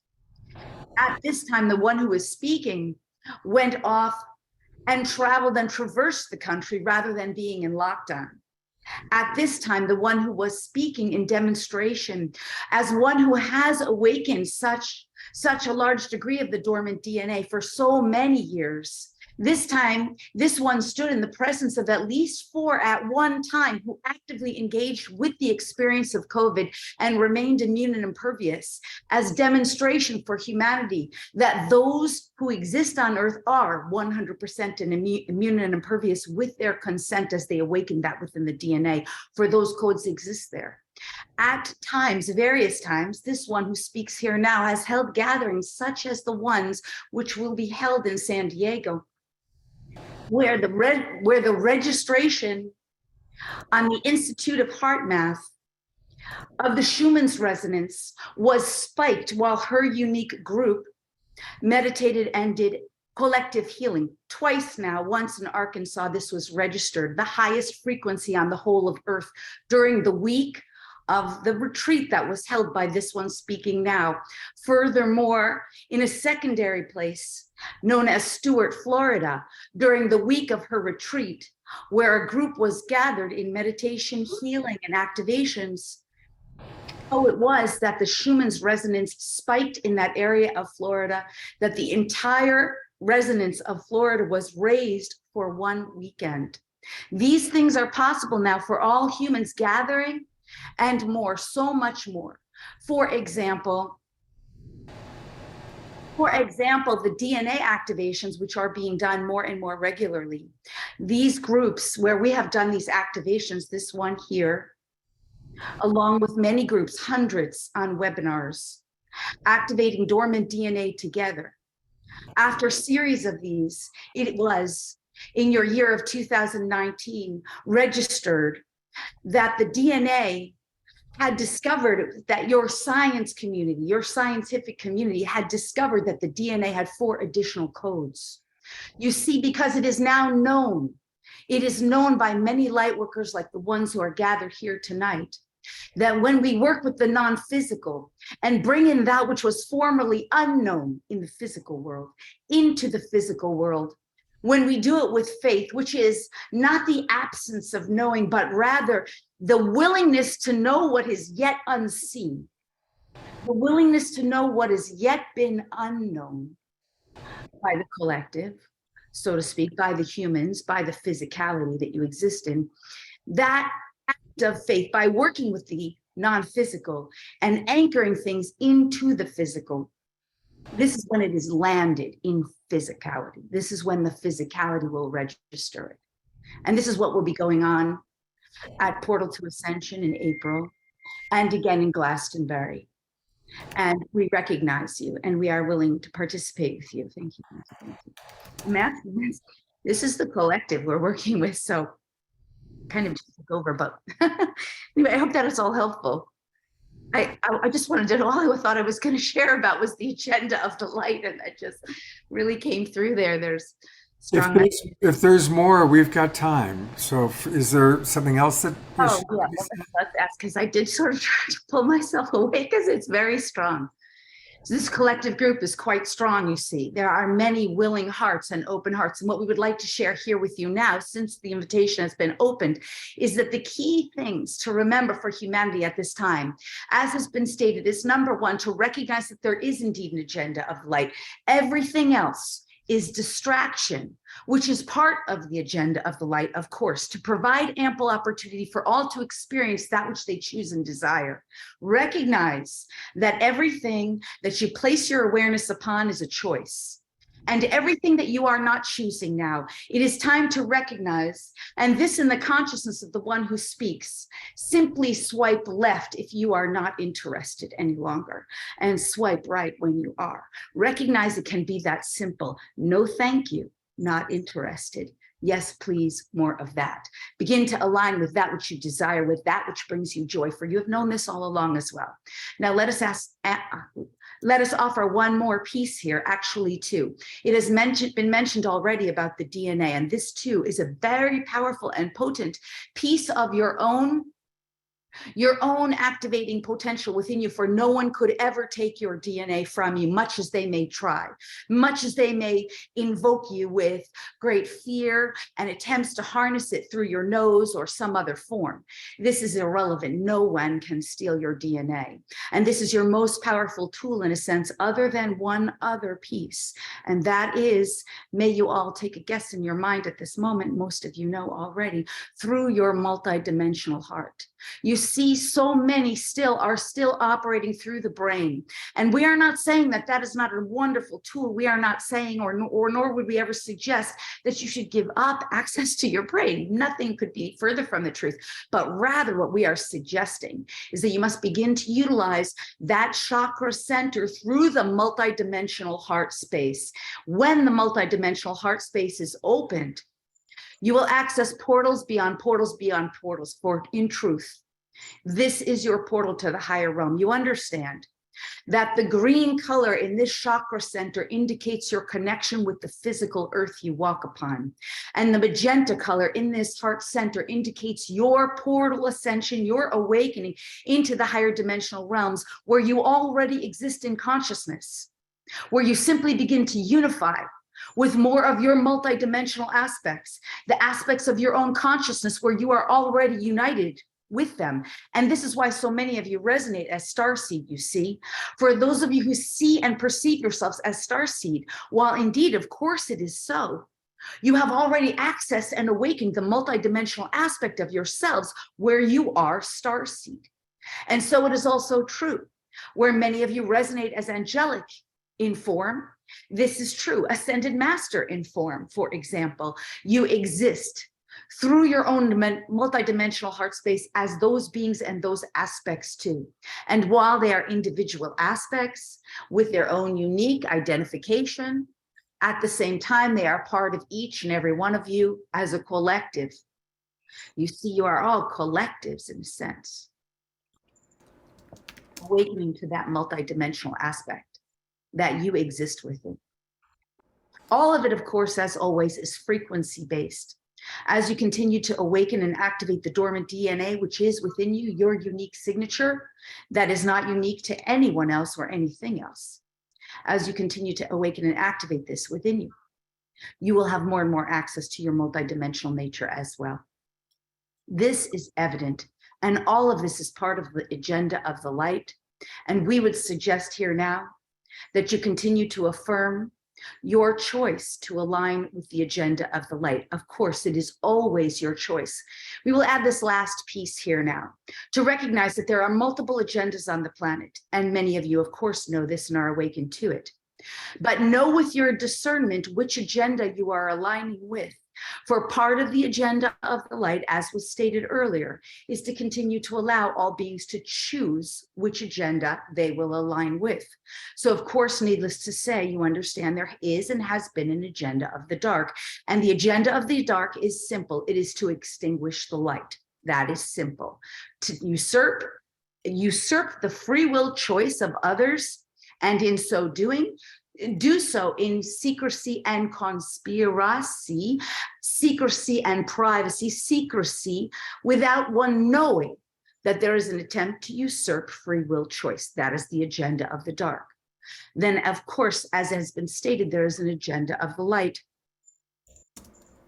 The agenda of the light has been stated to allow all humans to choose freely what they choose through their awakening and remembrance practice. Now, the other three agendas are simple.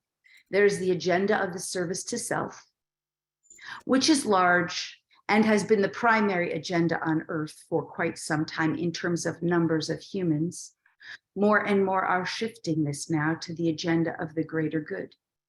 This is where you have agenda of most awakening beings, most healers, those who serve the greater good. You know them well.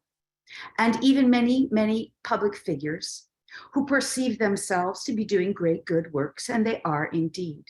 They are serving the greater good. They are oftentimes utilizing public domains to introduce concepts of service to the greater good. And we will introduce you to the fifth category, which is the smallest category on Earth.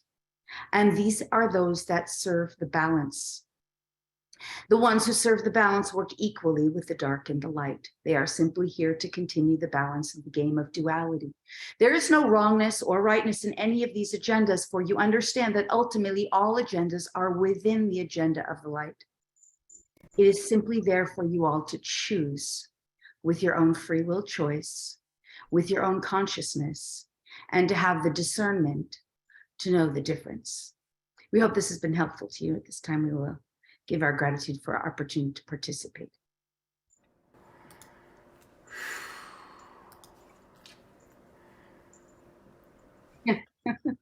Thank you, Laurie. Wow. I'm just meeting you for the first time tonight also. So what a back-to-back incredible pair of introductions between you and Phyllis Ann, also known as Vox. Thank you for that. Yeah, my That- body is still vibrating from Vox. That was awesome. my God. Oh, what a beautiful. Okay. I want to introduce people how to learn more about you. It's your website, and her name is spelled Laurie, Lori, Spagna, Spagna.com. So it's lauriespagna.com. And oh my gosh, you've got a lot going on. You've got books, you've got media, and you're very generous. I've been looking over, if you go there, click on Get Your Free Gifts, because she provides a lot. Animal, psychic gifts and abilities, the Juicy Living ebook, all these things that she's providing free of charge. Now, I did put the individual links into our chat box. That's why those of you watching on Facebook, come on into the Zoom room. You can still do that. Get all these links. And Laurie, is there any particular place on your website you really wanted me to point out to people? A book or a home study Oh, program? you're so sweet. You know what? I would love to offer people a gifted DNA activation, which they can go to just by adding DNA to the end of what you've got up there now, freegifts.com/DNA. And they can get a gifted DNA activation. This is perhaps one of the most important, fastest, and easiest things that we can all do at this time, is to begin working with our own DNA and activating and awakening that. Because of course, all of our codes of consciousness, all of our frequencies of light, it's all stored in there. And I get it that we on planet Earth are waking up to that. So, and the other thing is, there's a gifted, for those of you who are real animal lovers who really want to be of service to animals on a global scale. One of the huge things is that animals here are divine messengers. And it's time, I think it's time for us to wake up to the recognition that they're our brothers and sisters who are entitled to their rights of sovereignty as well, and to the recognition that they are sentient, very sentient beings, just as we are, in the sense that we're all at different, we're all in our own frequency bandwidth of consciousness. We're all waking up in our own unique time, in our own unique way. And so is true of the animals in the animal kingdom. So for people who would love to help support the animal divine mission purpose of animals, they can go to lauriespagna.com/free-gifts/animals. It's funny, towards the end of your channeling, Jasmine Bear, who's my pup, came running up and wanted to be up with me. So, you like Laurie?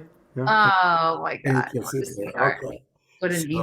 The animals, I always say the animals, they know our innermost secrets, and they are here by soul contract to support and assist us in our journey of awakening. And of course, we're matched up with our soulmates with regard to animals as well. So, they're here like helping us, and they have so much consciousness in the areas of our blind spots. Yeah. So they can really amazingly see and perceive and understand things. And of course, it's not so much their personality selves, like, they have those lower aspect selves, not greater or lesser, but like lower, every day, hey, I'm a dog, I'm playing with my red ball kind of thing. But they have access to their higher consciousness as well that we can tap into. And that's where they can reveal to us so much about, their journey with us and how they're helping us, and what they might know that we might not be aware of, our unique blind spots and stuff. Well, just like I invited Vox to a Sacred Sunday show, we periodically do shows on animals and connecting to animals. We'll have a couple of animal psychics come on, and people that do programming to support animals. I'd love to have you on the next one that we do like that. That'd be Oh, awesome. that would be my honor and privilege. Yes. Laurie, what a pleasure to meet you. Thank you so much again. Thank you, Neil, for bringing her on. What a blessing to meet you. Thank you so much. Yeah. Thank you so much. Thanks for having me.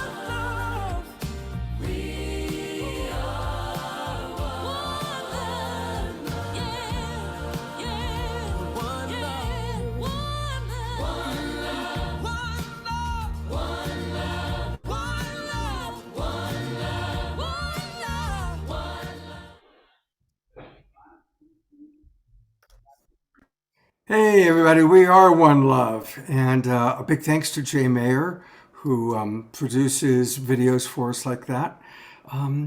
So this is where we get to talk about some of the amazing things that are going on. And one of the things that we want to let everybody know about coming right up is the Sedona Association, the Sedona Ascension Retreat. You recently saw Suzanne Ross, who was on my show, and we did a whole show kind of just like tonight's show has been spotlighting all that Portal to Ascension is up to. Well, likewise, there's an amazing retreat going on that Suzanne Ross has put together. And I'm going to be there.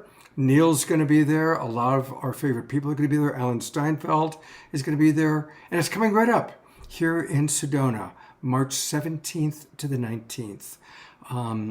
And likewise, she's just put together an incredible group of people. So we really want to encourage everybody to go to and meet me here and meet Alan and Neil and all of us in Sedona. It'll be a really great time. Matt Kahn is going to be there. Paul Selig, William Henry, all of whom have been on our show, and they're all terrific presenters. So that's going to be very, very special.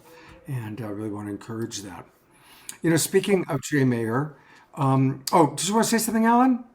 It's like an all-star team, you know. We have like the Michael Jordans of our league there at this conference, so it'll be really, really fun. Yeah, absolutely. So it's, you know, it is true. It's like how wonderful that now we get to come together. We get to gather in person.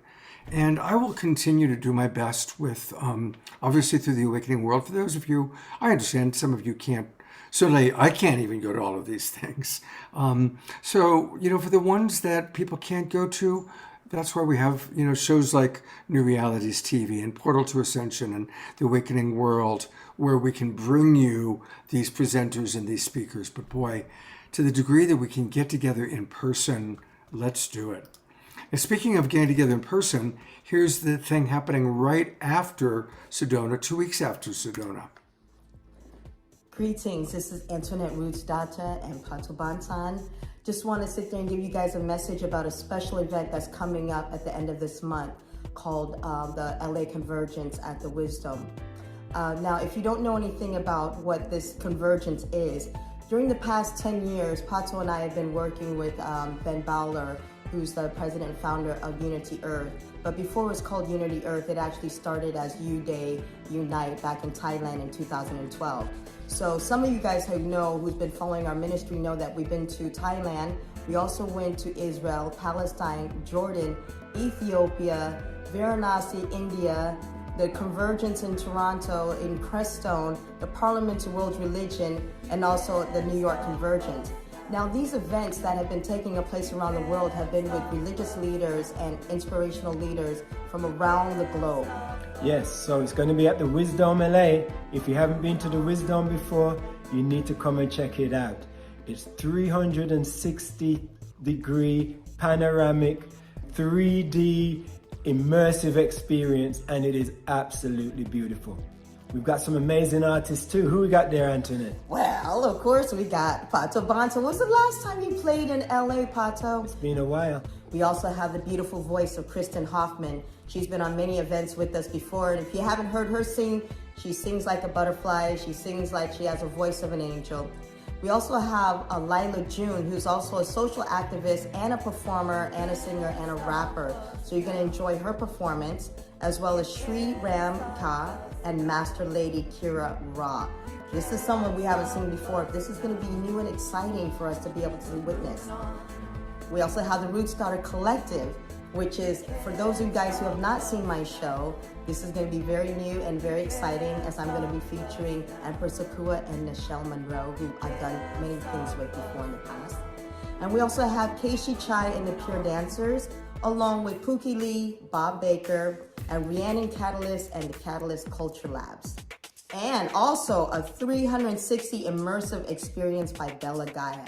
If you haven't seen this one, strap yourselves for this. It's going to be an amazing immersive experience, and it's coming to Los Angeles. We're also going to have some amazing global spotlights featuring organizations like Igniting the Hollow Movement Panel, Coronexus, Earthread, Unitive Narrative, the Center for Unity, the Creative Society, and we'll also feature the Spirit of Ubuntu Global Initiative along with Gaur Jameson from Compassionate Las Vegas. Local spotlights will be Crop Swap LA, Arts Bridging the Gap, and also Stand Up for Justice. This is sponsored by Unity Earth. It's also being co-sponsored by Purpose Earth. It's also being sponsored by Global Minga, Stand Up for Justice, which is us, Unify, Hubcast, and Sign Network. And this is a chance for all of us to sit there and be in this together at the LA Convergence on March 28th at the Wisdom. See you there. Peace. Peace. Of course, you saw Pato and Antoinette on our show last week. You can't There's more there. But it's going to be amazing. And, because so many people are coming in from all over to Los Angeles for this one-day event on March 28th, we're all collaborating to make a whole week out of it. So Tuesday, March 28th is going to be the convergence that you just saw them talk about all afternoon and evening. On Wednesday, during the day, we're going to go out to Pato and Antoinette's land. We're going to have a land blessing. And in the evening, we're going to gather on Santa Monica Beach for a very special experience. And then Sri and Kira, who you've seen on this show quite a bit, are going to be, they're coming in from Ecuador. It's the first time that they've been in the United States since they left 12 years ago.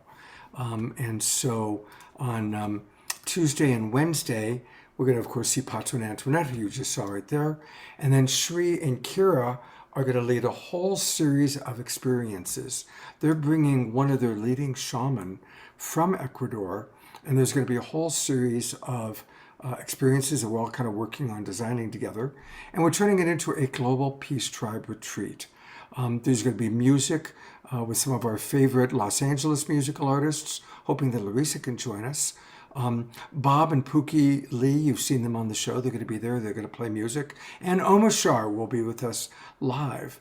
So we're putting together an entire week of experiences, starting on Tuesday, March 28th, and it'll go all the way through Sunday, April 2nd, maybe even to Monday, April 3rd. Connie and Andrew and Wowza are putting together a really special program that's going to be part of it.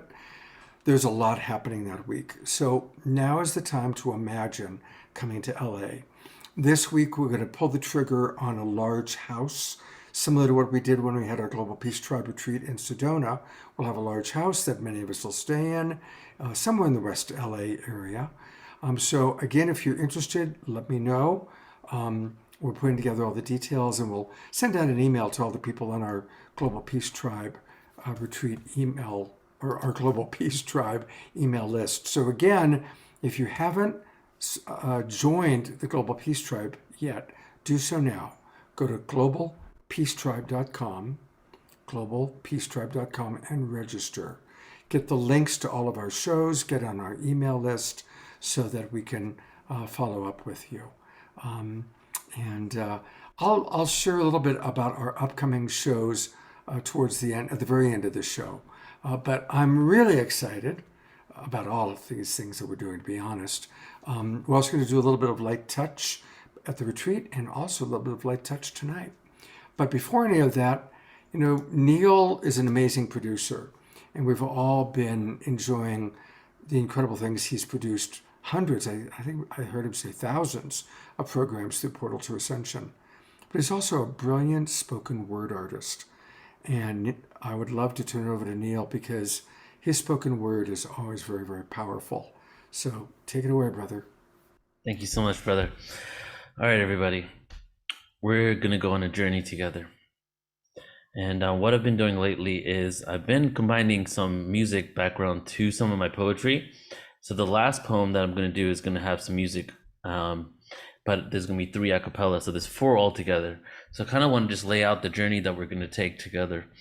And, I've kind of owned lately that a lot of, I'm a rapper and I write lyrics. I'm going to the studio here in Mexico every other day, creating some songs.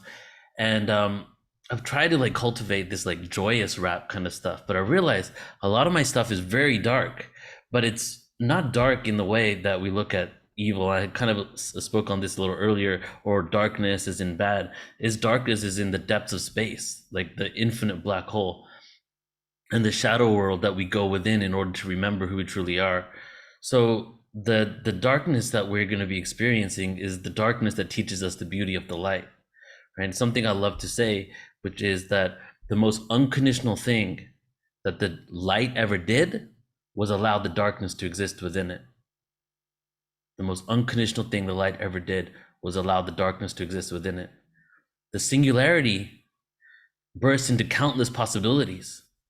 The singularity burst into the duality that eventually became the light and the dark, that as it got denser and denser became the good and the evil.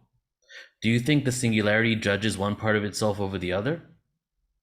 Or does it love all of itself equally? So what we're going to do is I'm going to break down the poems that we're going to experience here and really just go on this journey together. So the first one is called The Global Delusion. And this one is kind of like an ego death, metaphoric expression of the death of the ego and the incarnation of this planet. And then basically it ends with the last breath. It's almost like we go through this cycle of incarnation. We go through these struggles and hardships, and how are we going to transcend these pains? We take our last breath and then we come back again. And then we're learning more experiences. So the first one is that. And then the second poem is kind of more of a technical poem called The Ancient Mind, which is more like a dimensional poem. And then we're going to go into Heaven Calls. And Heaven Calls is basically the call out to the heavens. Do you hear me? Do you see what's going on here? Can we wake up from this slumber? And then the last poem that we're going to do, I'll put with the music, and that's going to be Road to Zion. And that's going to be the taking it home back to what it's really all about after all these experiences. So I invite you all to just get present with me in this moment. Let's take some breaths. Keep your eyes open, lay down, keep your eyes closed if you want, whatever you want to, however you want to experience this. But you can take this as a journey or like a modality, if you will, where we can go through our own darkness, where we can transcend these just from listening to the words. So let's all just take a deep breath in together before we begin. Deep breath in through the nose. And exhale it out of the heart. We'll do 2 more. 1 more in through the nose. Exhale it out. 1 more time.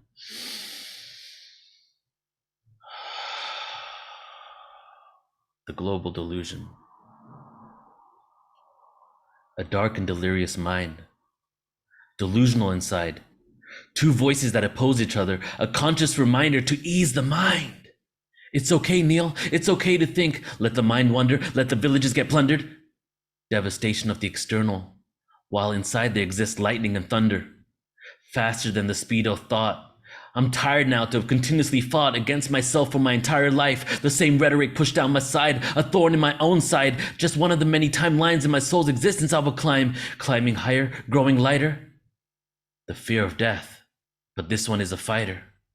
Holding on, don't want to let go yet, having to recite the eightfold path precepts to keep balance amongst the cosmic dust that is on all of us.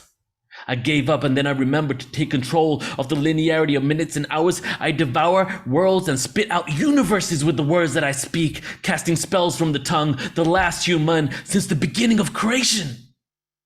We have been here, incarnated many times to shift the vibration from fear into love that hasn't been fully experienced in this third dimension. I know why I exist. I know why I'm alive. I feel alive. But the dream is as powerful as death. I may just wake up to life as I take my last breath. It's my last breath. It's my last breath. It's my last breath. Let's all take a breath.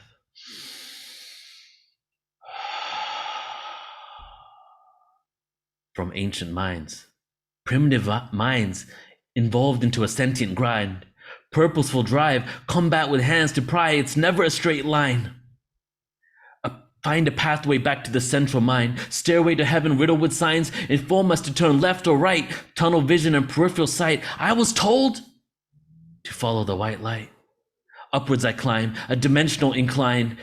I left everything material except for my rhymes, which are ethereal. I see you through all the lenses that have been demented, distorted and bended, awaiting the day to be amended. Never will pretend to be something other than me. Something other than me. Something other than me. And what is it that we hear as we incarnate in this world where we transcend and experience so much fear? These densities that has kept us down into this world, ignoring, not being able to see the profound world that is going to emerge from the heavenly call that we can make to the universe right now. You know, I hear it. Heaven calls. Heaven calls from beyond the waterfall. From a twinkle in the eye, from a man standing 6 foot high, heaven calls from beyond the waterfall. Words, action, thoughts, ingrained in my brain, all the wishes to be superficially sane again, like these ants. Living, loving, talking, engaging, eating, walking, a bowl of grain that was picked by someone less than fortunate, maybe in sunshine or rain. Heaven calls! While I drown in the waterfall. And I beg for forgiveness from all. You see, for when I was small, I believed there was more to this planet, this universe, but there are only black holes. I realize I know nothing at all. Heaven calls, or is it just the writings on the walls, scriptures, prophecies, laws that make us believe that we're not alone in this planet, in this universe? God is in your homes. Heaven calls. Or is it just an echo in Earth's vast halls? I'm going to play the song now.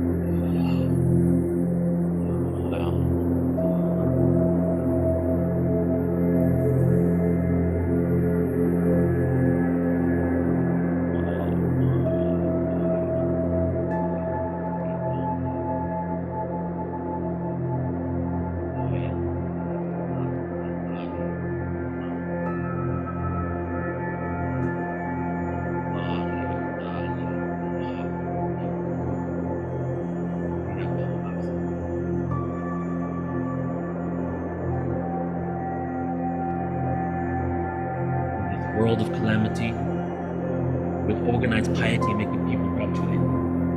We be the free. People see only right in front. Time for the brutal, narrow-minded ignorance. Be the bigger man and see the benevolence. The interdimensional energy of love holds my truth above other dimensions. I'm that anti-level vacuum being sucked down with the pull of a black hole. The cycle in universe that shows acceptance. Knows acceptance by accepting the predicament that we're all in. With all the government made me think I do is all I do is a sin. Great fear-mongering. Oh, I write with a pen to show beginning to end. Just know we chose to be here. Their perceptions of fear. And remember, Jah will be waiting there.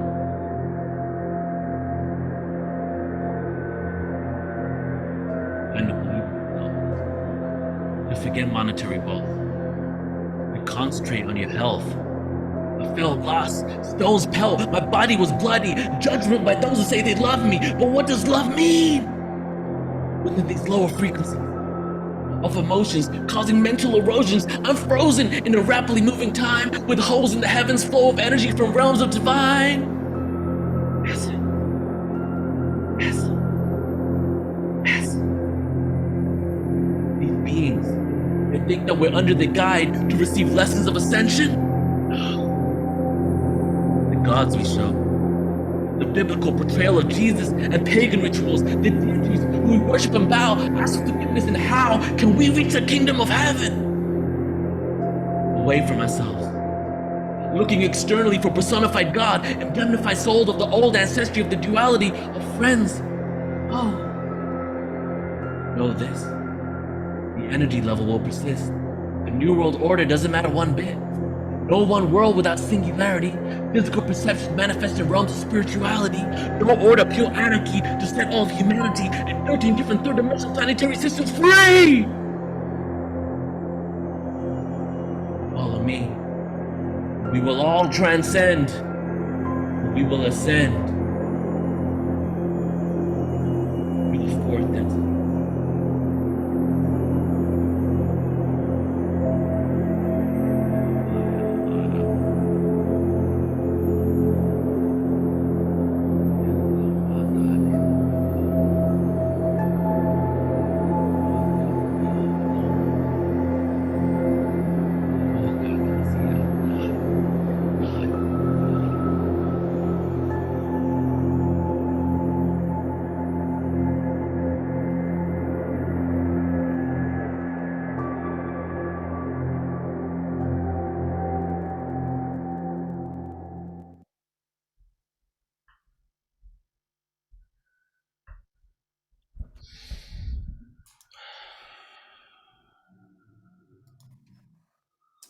Let's go to gallery view and I'll twinkle this beautiful man.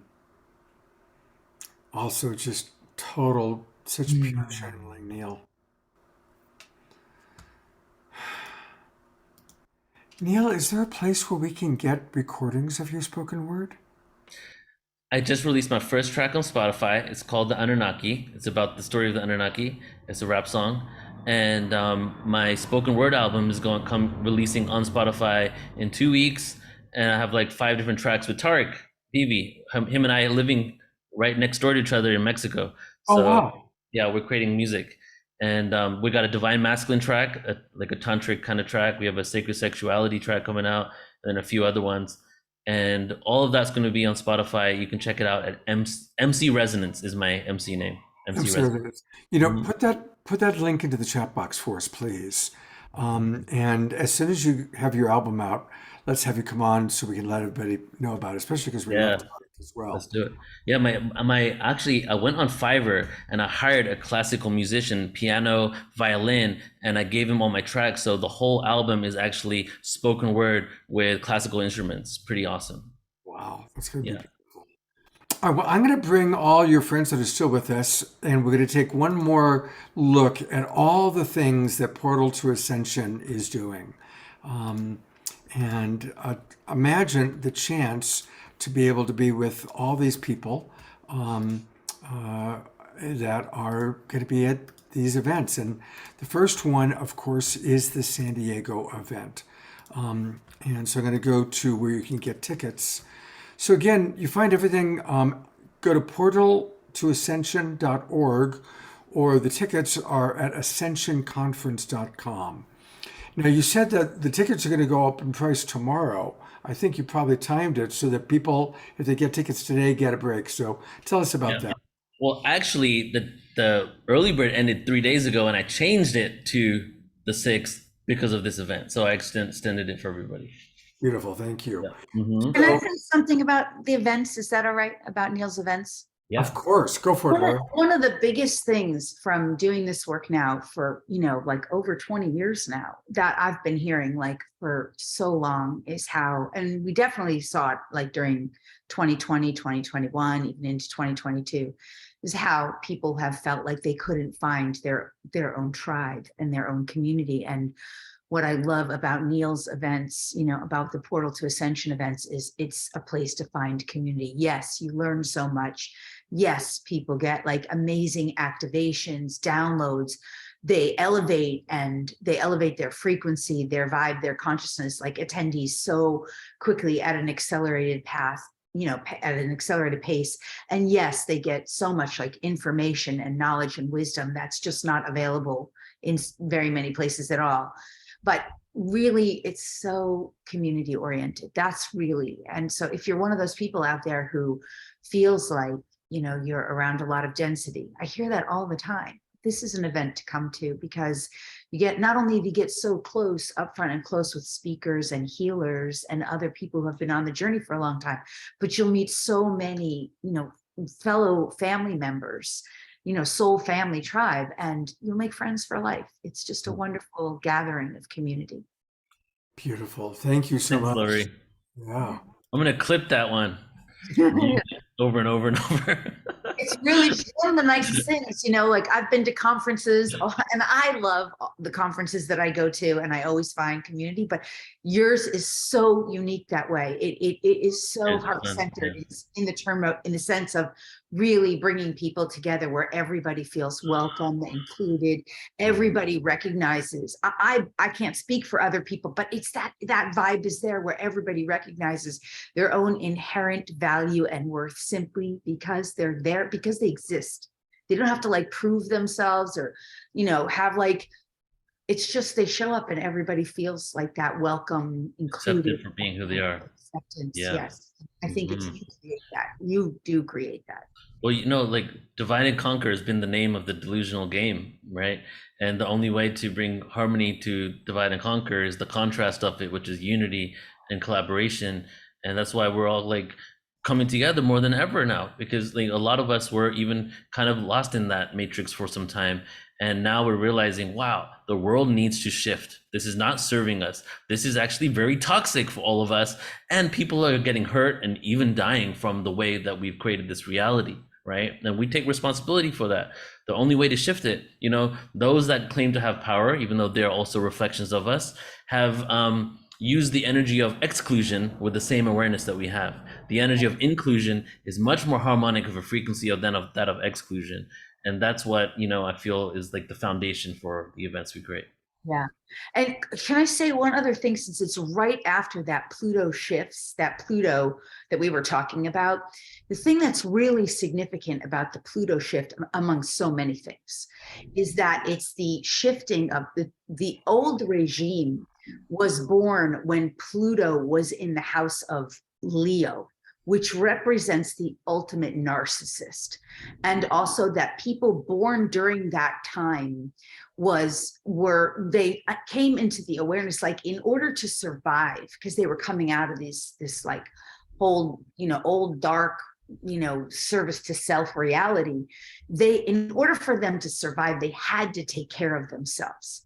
So now this shift that Pluto's making this time into Aquarius is now seven signs later, 7 houses later. And in a sense, what the 7 is significant in a year 7, 2023, is significance of coming into harmony and unity. It literally is the time when those people who were born during that era, they either have to change into spiritual consciousness or coming into harmony with one another, which, by the way, Pluto moving into this new house is symbolic of a whole new generation that will be born. Whole new generation is about to be born, that this new generation will have all their DNA that's been activated through bloodlines for like the last 15 years. They're going to have this already awakened. So what it means is that old regime has to change or else leave positions of power. We're seeing some of them transition out. So it's just not to reawaken that conversation, but it's just such an important time, because that's literally when your portal to ascension in April is like literally just right. Hey, that's so funny. Michelle knows this more than anyone, that every time we create an event, it's like right on point. We did a Pleiadian conference, a 2-day Pleiadian conference, and there was an alignment with the central star of the Pleiades the day before the conference. Yeah. I would have no And idea. and he never knows that up front. Same like me with the dolphin boats. I don't really know that that's what's happening. And then we find out later. And what it does is gives us a sense of, wow, I really listened to the inner voice and was guided, and know that we're doing this for a reason, you know, for all of us, for all of humanity to go through this shift together.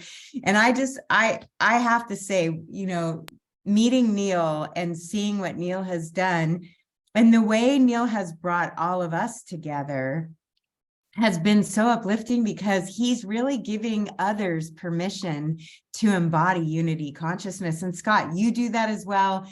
Alan, Larisa, oh my gosh, you know, it's like I get goosebumps thinking about how we're all coming together, and there's no hierarchy involved. It's just pure-hearted love that is going to see us through this great shift of the ages. And it feels so good to be here with everyone this, you know, Saturday night in our own homes, but looking at each other, feeling each other, loving each other. It just feels so good to be together, and knowing that we can do it in person as well. That's really anchoring a lot of light on the planet. And I'm just really looking forward to it. Glastonbury, another thing about the Glastonbury dates that wasn't mentioned is it's also during the Perseid meteor showers. That time is when the Perseid meteor showers happen. And I'm usually guided to be like in Joshua Tree or Mount Shasta or somewhere during that time. But wow, to be in Glastonbury, woo, that sounds really, I don't know. I think a lot of us feel that heart call because you're putting it out there. It's like a clarion call. It would be so much fun for all of us to be in Glastonbury together. Yeah, It's it really definitely in my feels like conscience. that. It's happening every year. I've already committed to doing it there following year too. So yeah. All right, so one last time, everybody, you can get all the details by going to portaltoascension.org.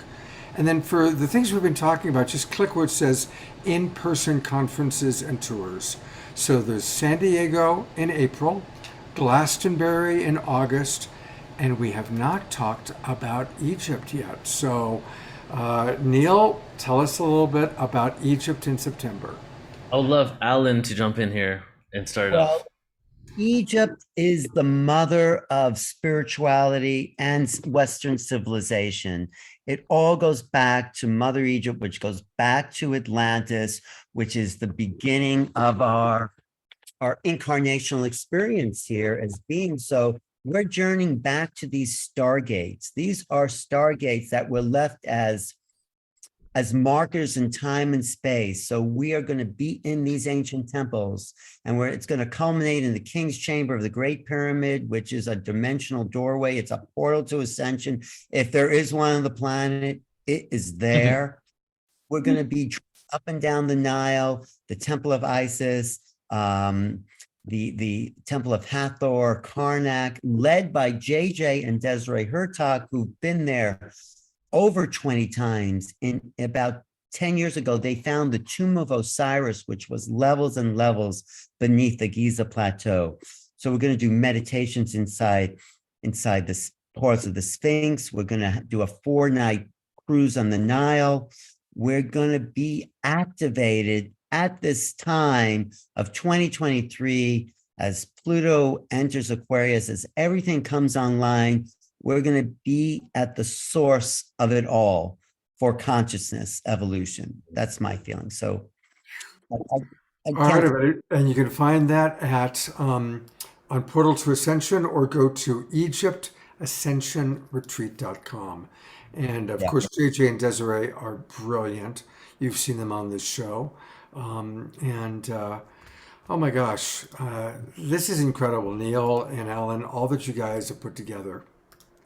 10 days, 11 nights.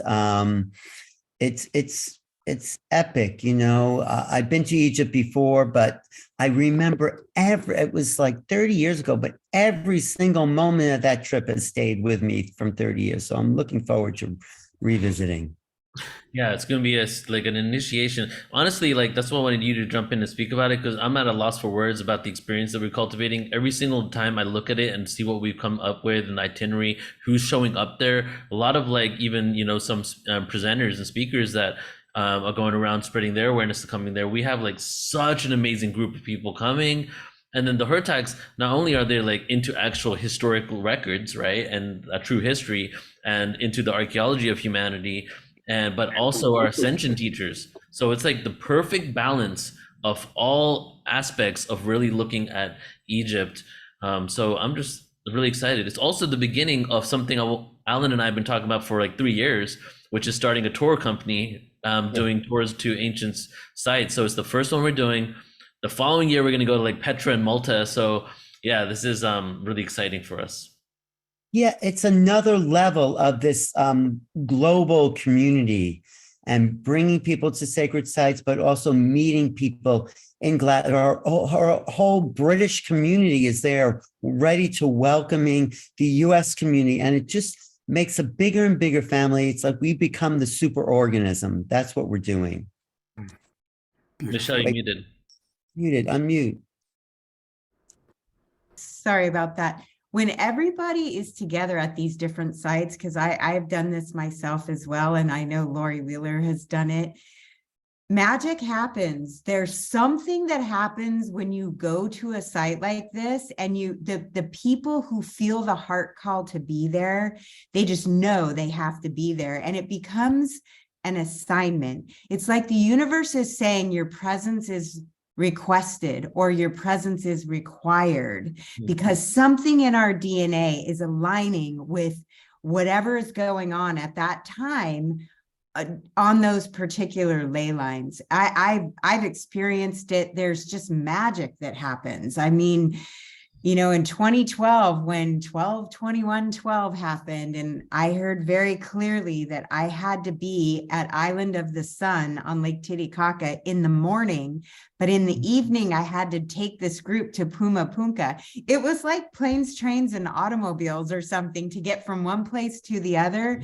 But it felt like something really important was locking into place with each one of us, aligning with other groups around the world that felt the heart call. It was almost like we were given an assignment and we said yes. So you said yes, and I applaud each of you for saying yes to being there. It's a really important time right now to usher in this new age. Yeah, the age of Aquarius, and the Sphinx was facing the age of Leo, so we've come half around this great year, but it's a whole elevation, the Aquarian age. It's really what we're entering. Right. I just smile there, Larisa. Larisa. Well, speaking of Larisa, we're past 3 hours on our show, but it's been fantastic. Neil, Alan, congratulations on everything you've created. Michelle, you're so eloquent and beautiful. And we are going to conclude with some Larisa Stow magic. Jay Mayer sent me the video. He knew that she was going to be on the show tonight. And he said, Scott, do you remember that great video she did of My Sweet Lord? And it was one of the first things I saw on my cell phone this morning. So I kind of played it while I was becoming a human being again in bed. And oh, it's so gorgeous. So I said, Larisa, can we play that again tonight? And she said, yes. So Larisa, tell us a little bit about the video we're about to see. Our beloved Bethany Grace that you have had on the show, she had this just incredible vision of the heart about bringing together Shakti Tribe and the Hutchins Consort and all these amazing musicians for it to be like the we space, like we're talking about that, like coming together, different vibrations of love just coming together. And George Harrison, come on. My Sweet Lord is such an incredibly heart-opening song, and as a child it was one of my all-time favorite songs.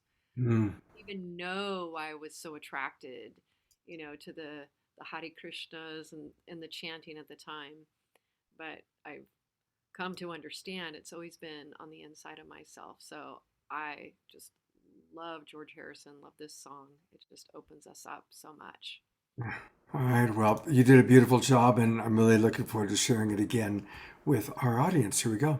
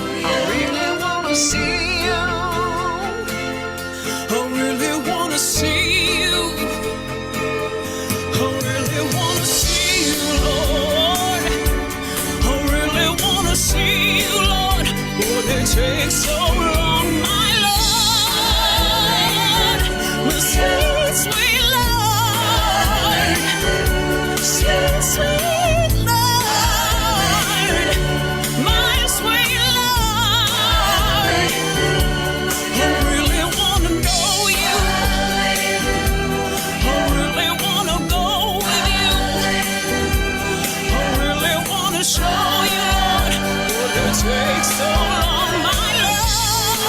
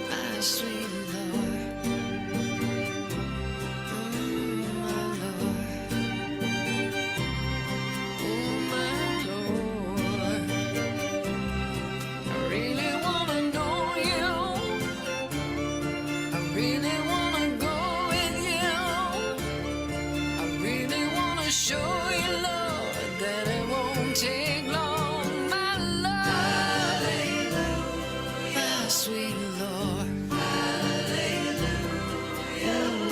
Lord, my sweet Lord. I really wanna see you. Oh,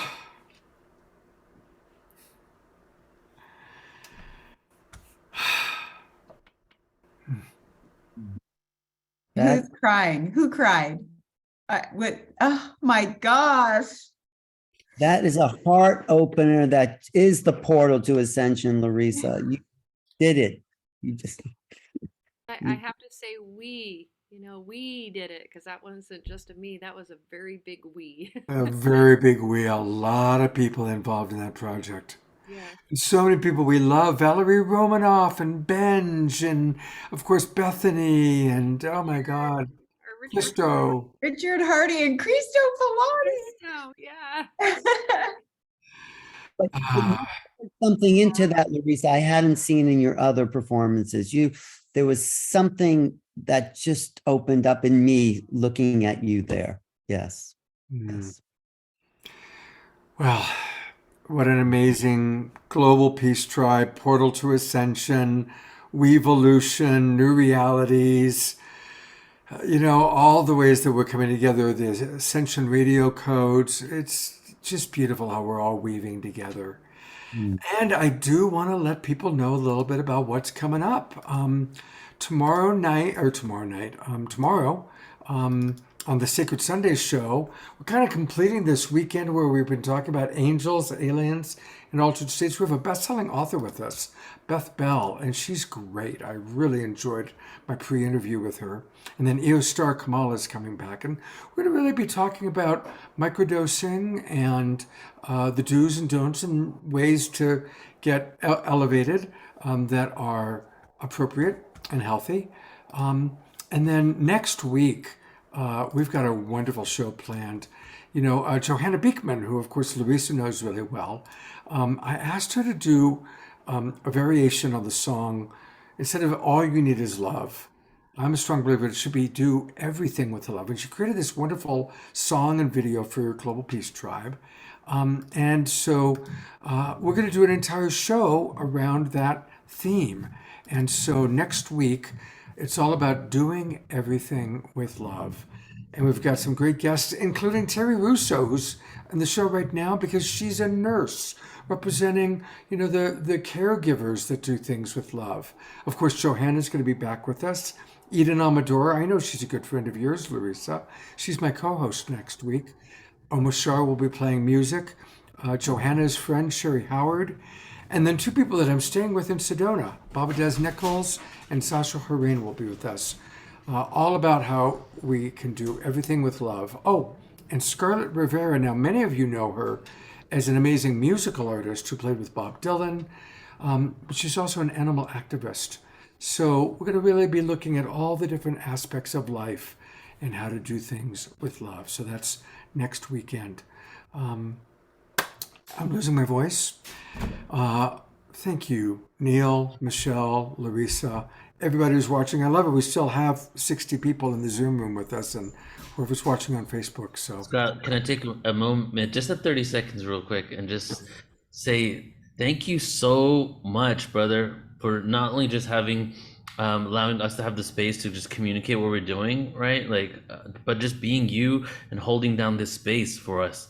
And I would love if you can just receive all of us who feel compelled to just to give you energy and gratitude into your heart for all that you do and who you are and all you're going to continue to do for us. So thank you, brother. And this is just all love for you, man. Thank you so much. Well, thank you, Neil. I'm feeling that. My heart, literally, I'm feeling sensations in my heart right now. So thank you for that. Appreciate you. How blessed we all are. All right, everybody, have a great evening. I hope to see you on tomorrow's Sacred Sunday show. And thank you, everybody. I see all the chat coming in as well. God's blessings. Love you all, and see you tomorrow morning. And I'm going to see Larisa Stow in a few days here in Sedona. I'm so excited. Take care, everybody. Good night. Bye, everybody.